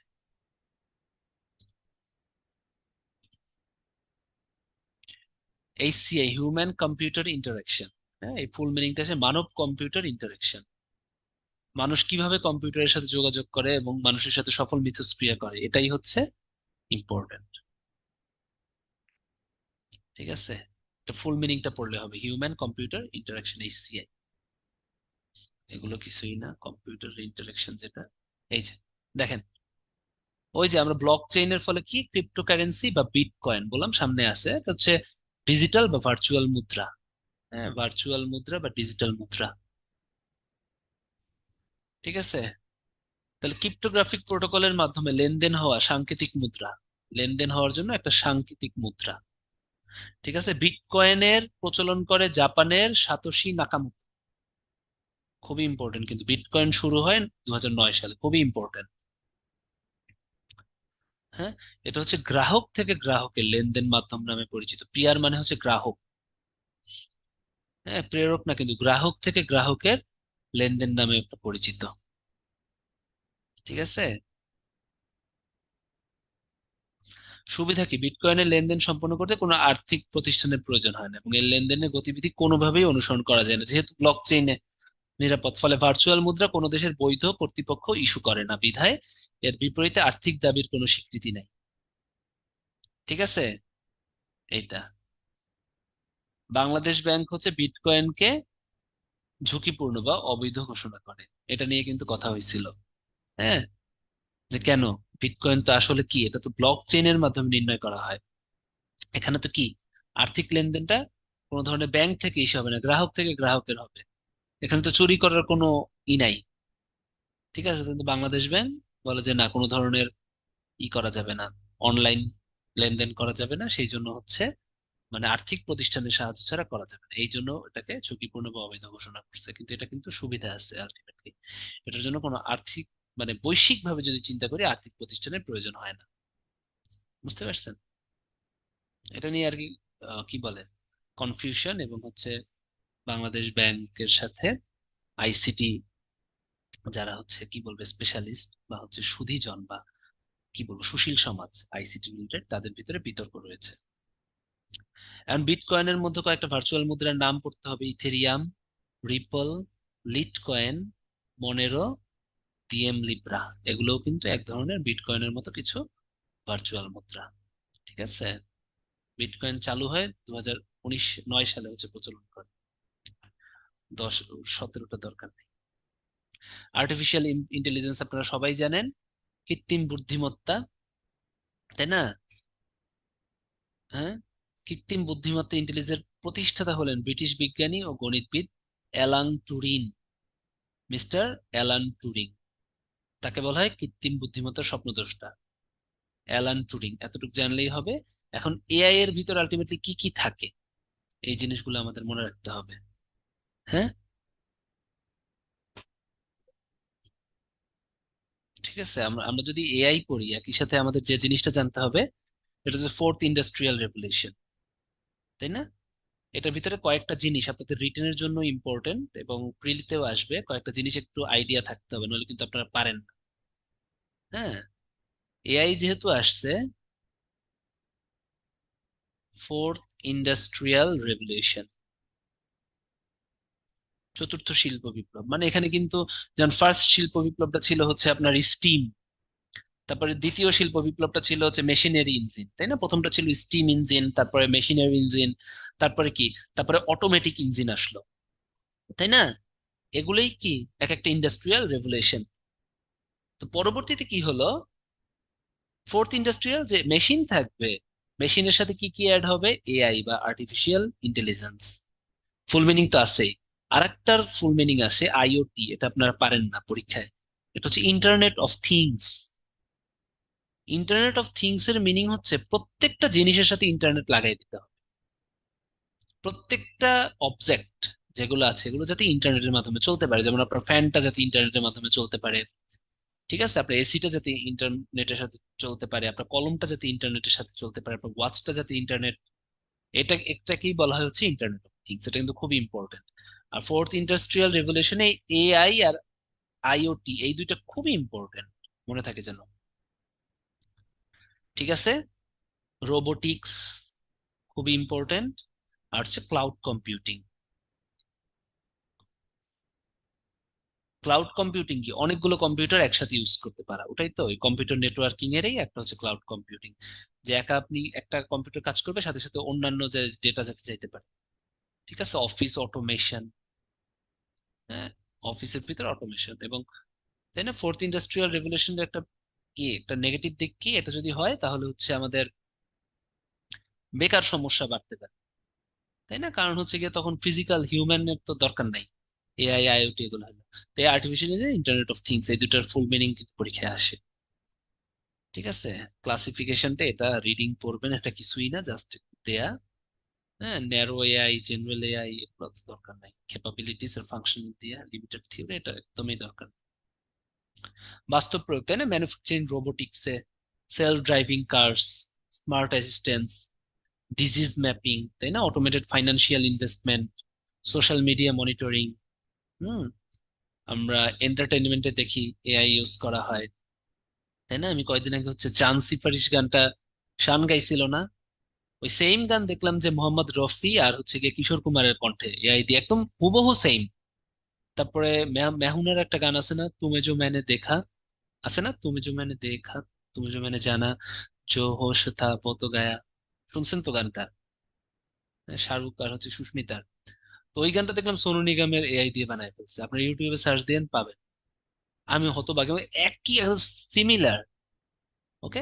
আসেন, ভার্চুয়াল রিয়েলিটি এগুলো কিছুই না, ভিআর মানে ভার্চুয়াল রিয়েলিটি। এগুলো আপনি ভাসানী নব থিয়েটারে দেখতে যাবেন, অথবা ওই যে সিনেমা চশমা টশমা পরে বসুন্ধরা সিটিতে 3D সিনেমা দেখেন না, এগুলো যে আপনি কিছু একটা পড়ে ভার্চুয়ালি দেখবেন কিন্তু রিয়েলিটি যাতে আপনার মনে হয়, এটার জন্য বিভিন্ন ডিসপ্লে, চশমা, হেডসেট, গ্লোবস এগুলো ইউজ করা যেতে পারে। ঠিক আছে, এগুলো রিডিং এর কিছু, এগুলো অতই না। অগমেন্টেড রিয়েলিটিও সেম। আপনি মনে করেন এর থেকে অগমেন্টেড মানে কি, আরো বেশি জিনিস অ্যাড করা। অগমেন্টেশন মানে হচ্ছে বৃদ্ধি করা, তাই না? যেমন পার্কে গাছ দোলাচ্ছে, কুকুরেরা বল তাড়া করতেছে, বাচ্চারা ফুটবল খেলতেছে। এই ধরনের ডিজিটাল অগমেন্টেশন কিন্তু আমরা দেখতে পাই। অ্যাড করা। এটার একটা খুব সুন্দর একটা উদাহরণ হচ্ছে ভাস্কুলার ভার্চুয়াল রিয়েলিটি এবং অগমেন্টেড রিয়েলিটি। আপনার হচ্ছে 32 নম্বরে জাতির পিতা বঙ্গবন্ধু শেখ মুজিবুর রহমানের বাড়িতে যাবেন, ওখানে একটা শো হয় সকালে, হয় একদম মনে হবে মাননীয় প্রধানমন্ত্রী এবং তার বোন শেখ রেহানা মনে মনে হয় যে একদম আপনার সামনে দাঁড়িয়ে কথা বলতেছে। এত সুন্দর। ওটা কিন্তু ভার্চুয়াল রিয়েলিটি এবং অগমেন্টেড রিয়েলিটির একটা উদাহরণ, দুইটা কাছাকাছি, অগমেন্টেড হচ্ছে আরো বেশি স্পেশাল। তো এআর এর ফুল মিনিংটা আসে, সেটা হচ্ছে অগমেন্টেড রিয়েলিটি, মনে থাকে যেন। ঠিক আছে। ঠিক আছে, এই যে ভিআর আর এআর কাছাকাছি, এগুলোর সফটওয়্যার হার্ডওয়্যার বিকাশ এগুলো তো ই না। মিক্সড রিয়েলিটি, জাস্ট নামটা, ফুল মিনিংটা কি, মিক্সড রিয়েলিটি। এক্সআর হচ্ছে এক্সটেন্ডেড রিয়েলিটি, হ্যাঁ, এক্স দিয়ে ইএক্স, এক্সটেন্ডেড। রোবোটিক্স, রোবোটিক্স শব্দটির উৎপত্তি হচ্ছে স্লাভিক শব্দ, এটা কিন্তু ইম্পর্টেন্ট, এটা কিন্তু বাংলায়ও আসতে পারে। যে রোবট কোন শব্দ থেকে আসছে, এটা তো স্লোভাকিয়ার স্লাভিক শব্দ রোবোটা থেকে আসছে। ঠিক আছে। ওকে, এটা যেন মনে থাকে, জানেন। রোবোটিক্স এর জনক খুবই ইম্পর্টেন্ট, আমেরিকার প্রকৌশলী ফ্রেডরিক অ্যাঞ্জেলবার্গ, তাই না? টুরিং ছিল হচ্ছে আর্টিফিশিয়াল ইন্টেলিজেন্সের জনক। এই জনক এই দুইটা একসাথে লিখে দেই, এআই এর জনককে মিস্টার টুরিং। এগুলো কিন্তু একদম ম্যাজিকের মতো কাজ করবে, বইয়ের পিছনে লিখে রাখবেন। ঠিক আছে। আর রোবটের জনক হচ্ছে অ্যাঞ্জেল বার্জার বা অ্যাঞ্জেল বার্গার, যাই লেখে। ঠিক আছে। ফ্রেডরিক এঞ্জেল, আমি বার্জার করতাম, বার্গার খুব আসে, কিন্তু এআই আর রোবট কিন্তু দুইটা আলাদা। রোবোটিক্স এর মধ্যে এআই দিয়ে দেওয়া হয় আর কি। ঠিক আছে। একটা সাধারণ রোবটের নিম্নোক্ত প্রধান অংশ থাকে: পাওয়ার সিস্টেম, অ্যাকচুয়েটর, সেন্সিং আর ম্যানিপুলেশন। হ্যাঁ, পাওয়ার সিস্টেম কি, সাধারণত লেড অ্যাসিডের ব্যাটারি দিয়ে তৈরি পাওয়ার সিস্টেমটা। তাহলে রোবটে যে ব্যাটারি, এটা কি, লেড অ্যাসিডের। অ্যাকচুয়েটর কি, রোবটের অঙ্গ সঞ্চালনের জন্য কতগুলো মোটর দিয়ে তৈরি অংশ। হ্যাঁ, অ্যাকচুয়েটরকে রোবটের হাত পা বলা হয়, এটা মনে রাখবেন। অ্যাকচুয়েটরকে কি বলা হয়? রোবটের হাত পা। এটা কিন্তু পরীক্ষায় আসে। সেন্সিং মানে পরিবেশ থেকে যে অংশটা আহ গ্রহণ করে। আর ম্যানিপুলেশন হচ্ছে রোবটের চলাফেরা সহ বিভিন্ন কাজের নিয়ন্ত্রণ করা অংশ। ম্যানিপুলেশন অংশটা হচ্ছে রোবটের ব্রেইন, এটা মনে রাখবেন। যেটা হচ্ছে চলাফেরা নিয়ন্ত্রণ করে, আমাদের চলাফেরা হাঁটাচলা নিয়ন্ত্রণ করে কিন্তু ব্রেইন, মস্তিষ্ক, মাথার ভিতর যেটা থাকে। আর অ্যাকচুয়েটর হচ্ছে যেটা হচ্ছে অঙ্গ সঞ্চালনের জন্য কতগুলো অঙ্গ, যেগুলো হচ্ছে মোটর দিয়ে তৈরি, হাত পা। হ্যাঁ, অ্যাকচুয়েটরকে বলা হয় রোবটের হাত পা। হ্যাঁ, হ্যান্ড, লেগ, এগুলো। তাহলে রোবটে এই চারটা অংশ থাকে। আর রোবটের ব্রেইন হচ্ছে ম্যানিপুলেশন অংশ, তাই না? এটা দিয়ে হচ্ছে নিয়ন্ত্রণ করা। একটু বাণিজ্যিক কিছু রোবট নির্মাণ প্রতিষ্ঠান, ফানুক, এগুলো রিডিং পড়বেন। ইয়াসকাওয়া, হ্যাঁ, এটা কিন্তু দেখলে মনে হয় জাপানি, কিন্তু না, এটা কিন্তু আমেরিকার একটা প্রতিষ্ঠান, তাই এম দিলাম যাতে মনে থাকে। বোস্টন ডায়নামিক্স, এটা অতটা ইম্পর্টেন্ট না। আই রোবট, মানব রোবট, রোবট হিউম্যানওয়েড বা হিউম্যানয়েড প্রস্তুতকারী প্রতিষ্ঠান হচ্ছে জাপানের মুরাতা কোম্পানির মুরাতা বয়। সনিও কিন্তু রোবট তৈরি করছে, কিউরিও। আপনাদের বাইক, হোন্ডা কোম্পানি তৈরি করছে আসিমো, এগুলো একটু রিডিং করবেন। স্যামসাং করছে রোবোরে। হ্যাঁ, এগুলো রিডিং করবেন, অতটা মনে থাকে না কিন্তু এই এম দিয়ে যেগুলো যেগুলো দিছি, এই পয়েন্ট গুলো পড়বেন। যেমন ইয়াস কাওয়াটা একবার আসতে দেখছি, আর এই মানব সদৃশ রোবট কোন কোম্পানি কোনটা করছে, এটা হচ্ছে অন্য পরীক্ষায় আসতে দেখছি। Robot Sophia, very very important. এটা হচ্ছে হংকং, চায়নার হংকং ভিত্তিক প্রতিষ্ঠান। হ্যাঁ, হংকং, চায়না আর কি, চায়না যদি থাকে চায়না দিবেন, আর চায়নারই একটা রাজ্য কিন্তু হংকং। কিন্তু চায়না আর হংকং যদি দুইটাই থাকে, প্রেফার করবেন হংকং। হংকং কিন্তু নিজেদের নিজেদের দেশ দাবি করে, কিন্তু না। হংকং কিন্তু চায়না, মানে হংকং কিন্তু নিজেদের নিজেদের দেশ দাবি করে, কিন্তু না। ওরা কিন্তু চায়নার একটা স্বায়ত্তশাসিত অঞ্চল। হ্যানসন রোবোটিক্স, মূল নির্মাতা, খুবই ইম্পর্টেন্ট, কারণ বাংলাদেশে আসছিল ডেভিড হ্যানসন। হ্যানসন রোবোটিক্স যেহেতু, হ্যাঁ, হলিউডের ব্রিটিশ অভিনেত্রী অ্যান্ড্রে হেপবার্নের মতো করে করা হয়। হ্যাঁ, 2017 সালে রোবেট সোফিয়াকে সৌদি আরবিয়ার নাগরিকত্ব দেয়া হয়। এরা 50 ধরনের ভাবভঙ্গি দেখাতে পারে। ঠিক আছে। এম এ কে এগুলো রিডিং করবেন, কিন্তু এম হচ্ছে রোবট সোফিয়া। হ্যাকিং, হ্যাঁ, সাইবার ক্রাইম অনেক কিছু আছে, হ্যাকিং আছে, ফিশিং আছে, হ্যাঁ। এর ভিতরে হ্যাকিং অনেক টাইপের: white hat hacker, black hat hacker, grey hat hacker, তিনটা নাম পড়বেন: সাদা, কালো, grey hat hacker. White hat hacker মানে যে হ্যাকিংটা ভালোর জন্য করা হয়, যেমন গোয়েন্দা সংস্থারা যা করে, হোয়াইট সাদা কাজের জন্য, তাই না, একটা অপরাধী ধরার জন্য। ব্ল্যাক হ্যাট হ্যাকার মানে হচ্ছে যারা দুষ্টামি করে, যেমন আপনার তথ্য চুরি করলো। গ্রে হ্যাট হ্যাকার মানে দুইটার কাছাকাছি। ঠিক আছে, জাস্ট নাম পড়লেই হবে, কিছু না। ফিশিং, ফিশিং মানে কি? ইউজারের ব্যক্তিগত বা স্পর্শকাতর তথ্য নিয়ে যাওয়া, এটাকে বলা হয় ফিশিং, মাছ ধরা। হ্যাঁ। আর স্পুফিং মানে হচ্ছে আর্থিক তথ্যাদি হাতিয়ে নেওয়া, হচ্ছে স্পুফিং, স্পুফিং আর কি। হ্যাঁ। স্পুফিং হচ্ছে আর্থিক তথ্যাদি, আর ফিশিং হচ্ছে ব্যক্তিগত তথ্যাদি, যেমন ব্যাংক বা ক্রেডিট কার্ডের তথ্য নিয়ে যাওয়া। ঠিক আছে। হ্যাঁ। আর স্নিফিং মানে হচ্ছে তারবিহীন লাইন দিয়ে স্নিফিং করা হয়। ঠিক আছে। ওকে। স্নিফিং মানে হচ্ছে যে কোনো ধরনের। স্প্যামিং মানে হচ্ছে যদি কেন ওই যে মেইলে যদি সাধারণত কিছু আসে, এটাই হচ্ছে স্প্যাম। স্প্যামিং এর ফুল মিনিংটা লাগে: স্টুপিড, পয়েন্টলেস, অ্যানোয়িং মেসেজ। হ্যাঁ, মেইলে যে অযাচিত যে মেইলের এসএমএস গুলো। ফিশিং মানে হচ্ছে মোবাইল টেলিফোন ভিত্তিক অডিও ব্যবহার করে ফিশিং করার পদ্ধতি। ফিশিং মানে কি? একটু আগে বললাম ফিশিং মানে ব্যক্তিগত তথ্যাদি চুরি। এখন ব্যক্তিগত ছবি চুরিটাকে বলা হয় ফিশিং, ভীষণ চুরি। হ্যাঁ। আবার এরকম সেম আর একটা জিনিস আছে। হ্যাঁ, ওটা হচ্ছে কি বললাম, ওটা হচ্ছে চুরি। ঠিক আছে। সাইবার বুলিং আপনারা জানেন, সাইবারে যদি কাউকে হয়রানি করা হয়, হুমকি দেওয়া হয়, এগুলো। ম্যান ইন দ্য মিডল হচ্ছে একটা অ্যাটাক, একটা গোপন আক্রমণ, যেখানে আক্রমণকারীরা কথোপকথন বা ডেটা স্থানান্তরকে বাধা দেয়। ঠিক আছে। হুম। স্থানান্তরের মাঝখানে নিজেদের ঢোকানোর পরে আক্রমণকারীরা উভয় বৈধ অংশগ্রহণকারী হওয়ার ভান ধরে। ম্যান ইন দ্য মিডল মানে আপনি হচ্ছে ম্যান ইন দ্য মিডল হয়ে যাচ্ছেন। মনে করেন এই যে এখানে আমি পড়াচ্ছি উত্তরণে, এখানে মনে করেন অন্য দুইটা কোচিং ঢুকে গেল, ওরা এসে এমন ভাবে কাহিনী করলো যে উত্তরণ আপনাদের পড়াচ্ছে না, আমরা বসে থাকলাম, ওরাই হচ্ছে গিয়া আপনাদের পড়াইতেছে। এইটাই হচ্ছে man in the middle. Phishing মানে কি? ফিশিং মানে ব্যক্তিগত তথ্য চুরি। ফিশিং মানে ওই ব্যক্তিগত তথ্যের একটা যদি হয় হচ্ছে গিয়া কি বলে, ভিডিও আর কি। স্প্যামিং মানে অযাচিত message. Stupid, pointless, annoying message. ঠিক আছে। স্পুফিংটা হচ্ছে ওই ব্যক্তিগত তথ্যাদিটা যদি আর্থিক তথ্যাদি হয়, নিয়ে যায়, ওটা হচ্ছে স্নিফিং। কিছুই না, সবকিছু মিলাইয়া হচ্ছে স্নিফিং। সেটা তার দিয়েও হতে পারে, তার বিহীন লাইন দিয়েও হতে পারে, এয়ার বাই এয়ারও হতে পারে, মানে হচ্ছে কি ইন্টারনেটের মাধ্যমে হতে পারে, আবার তারের মাধ্যমে হতে পারে, মানে এতক্ষণ যা পড়াইলাম সবকিছু মানে কি একসাথে স্নিফিং বলে। ঠিক আছে। আর হ্যাক করার প্রক্রিয়াকে, হ্যাঁ, এই পুরো যে প্রক্রিয়া, এই এত কিছুর যে প্রক্রিয়া, এই প্রক্রিয়াটাকে বলা হয় হচ্ছে ফ্রেকিং, মানে ফ্রেক। ঠিক আছে। ফোন হ্যাকারদের সাধারণত ফ্রেকার বলা হয়, এরকমই। এটা পারবেন? 2017 সালে বিটকয়েন প্রথমবারের মতো বৈশ্বিক লেনদেন শুরু করে কবে? দেখি তো পারেন নাকি। এটা অতটা ইম্পর্টেন্ট না, তারপরেও সালটা তো মনে রাখবেন। কার কার মনে আছে?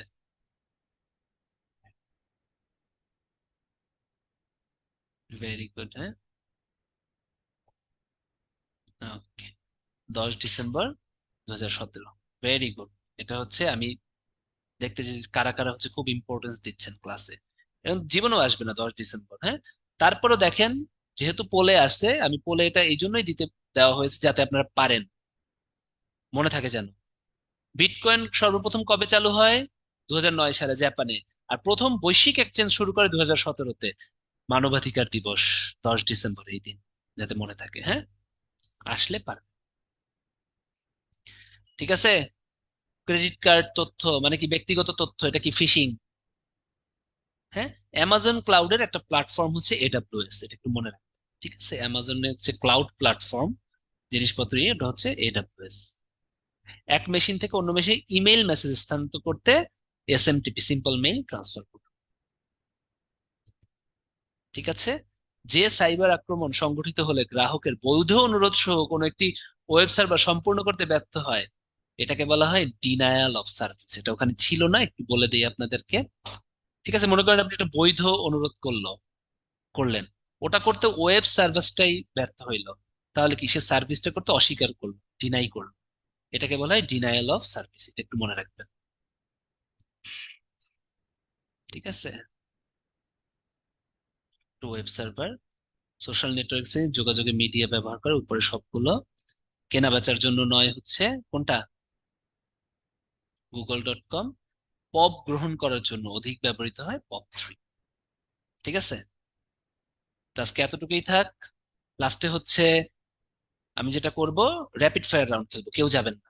ঠিক আছে, এখানে আমি দেখতেছি যে কয়জন, একজনও কিন্তু যাবেন না। র্যাপিড ফায়ার রাউন্ড, যা যা বলবো এই কয়টাই পরীক্ষায় আসবে, এই কয়টাই আসবে ভাই। ফেসবুক কত সালে প্রতিষ্ঠিত হয়? 2007, 2009, 2004, 2005। Very good. Siam, Sukhi, Romana, Kuntala, Nijoy, Tanzila, Shiuli, Mahiyan, very good. Jannatul, Esha, sweet, very sweet, আমার খুব ভালো লাগতেছে যে পারতেছেন। ওকে, এখন বলেন, সেটা হচ্ছে নিচের কোনটা মাইক্রোসফটের search engine? Pipilika, Yahoo, Google, Bing, Ask. Very good. Partha, Manzur, Tanzira, Mahiyan, very good. Bing, তাই না? ওকে, এবারে বলেন, ইমেইল সাধারণত মেসেজ দেওয়ার জন্য কোন প্রোটোকলটা বেশি ব্যবহৃত হয়? মেসেজ আদান প্রদানের জন্য কোনটা ব্যবহার করা হয়? HTML, SMTP, POP, POP 3। Very good Mahijur, SMTP, তাই না? ওকে, এবারে বলবেন সেটা হচ্ছে আহ এক্সকিউজ মি, আপনারা বলবেন সেটা হচ্ছে আহ নিচের কোনটা কম্পিউটারের হাত পা বলা হয়? চারটা option: sensing part, manipulation part, actuator part, battery part. Very good, very good. কোনটা? Actuator part. Very good. ঠিক আছে, তাহলে পড়তে থাকেন, পড়ার পরে জিনিসটা খুব সহজ লাগবে। ঠিক আছে, তাহলে আজকে এতটুকু থাকো। সবুজ ভাই, আমি তাহলে লিভ নিয়ে নিচ্ছি। আপনি আপনি তাহলে ওদেরকে যদি আর কোনো থাকে দিয়ে দিতে পারেন। থ্যাংক ইউ, সবার জন্য শুভকামনা। ঠিক আছে, অন্য আরেকদিন আবার দেখা হবে। জি ভাই, আপনাকেও ধন্যবাদ। আমরা তাহলে আজকের মতো শেষ করছি।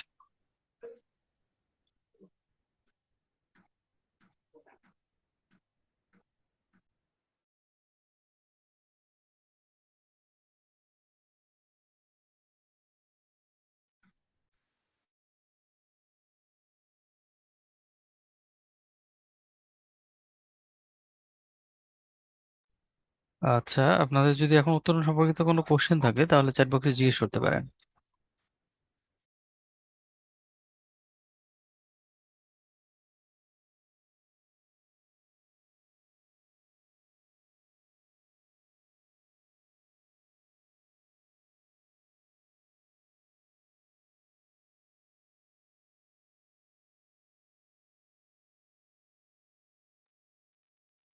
হ্যাঁ আলামিন ভাইয়া, এই তো কিছুক্ষণের মধ্যে দিয়ে দেবো। আপনাদের তো এই 8:30 পর্যন্ত তো ক্লাস টাইম, সো 3-4 থেকে 5 মিনিটের মধ্যে পেয়ে যাবেন আশা করি। হ্যাঁ, আমি দিয়ে দিছি অলরেডি ভাই আপনার হোয়াটসঅ্যাপে। হ্যাঁ, আপনি দিয়ে দিতে পারবেন 3-4 মিনিট পরেই। ঠিক আছে ভাই।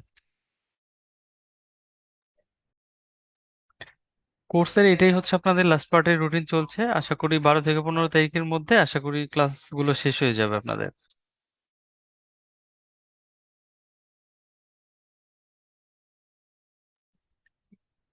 আচ্ছা, একজন বলছেন যে সাবজেক্ট ভিত্তিক যে আপনাদের মডেল টেস্ট গুলো হবে, এই রুটিন শিডিউলটা কোথায় পাবেন? এটা যদি আপনি একটু লক্ষ্য করেন যে আপনাদের ওয়েবসাইটে দেয়া আছে, হ্যাঁ। পাশাপাশি আমাদের ওয়েবসাইটে ঢুকে আপনি হচ্ছে রুটিনের এইখানে একদম যে লাস্ট একটা রুটিন আছে সেটা একটু ডাউনলোড করে নেবেন কাইন্ডলি। দেখবেন যে সেখানেও দেয়া আছে। তো দুইটা পদ্ধতিতেই আপনারা হচ্ছে এটা পেয়ে যেতে পারেন। আমি পাশাপাশি চ্যাট বক্সে দিয়ে দিচ্ছি। ঠিক আছে। হ্যাঁ, চ্যাট বক্সে দিয়ে দিয়েছি, একটু দেখেন কাইন্ডলি, এখান থেকেও নিতে পারবেন, অসুবিধা নেই। আচ্ছা ঠিক আছে, তাহলে আজকের মতো আমরা শেষ করছি। ভালো থাকবেন সবাই, শুভরাত্রি।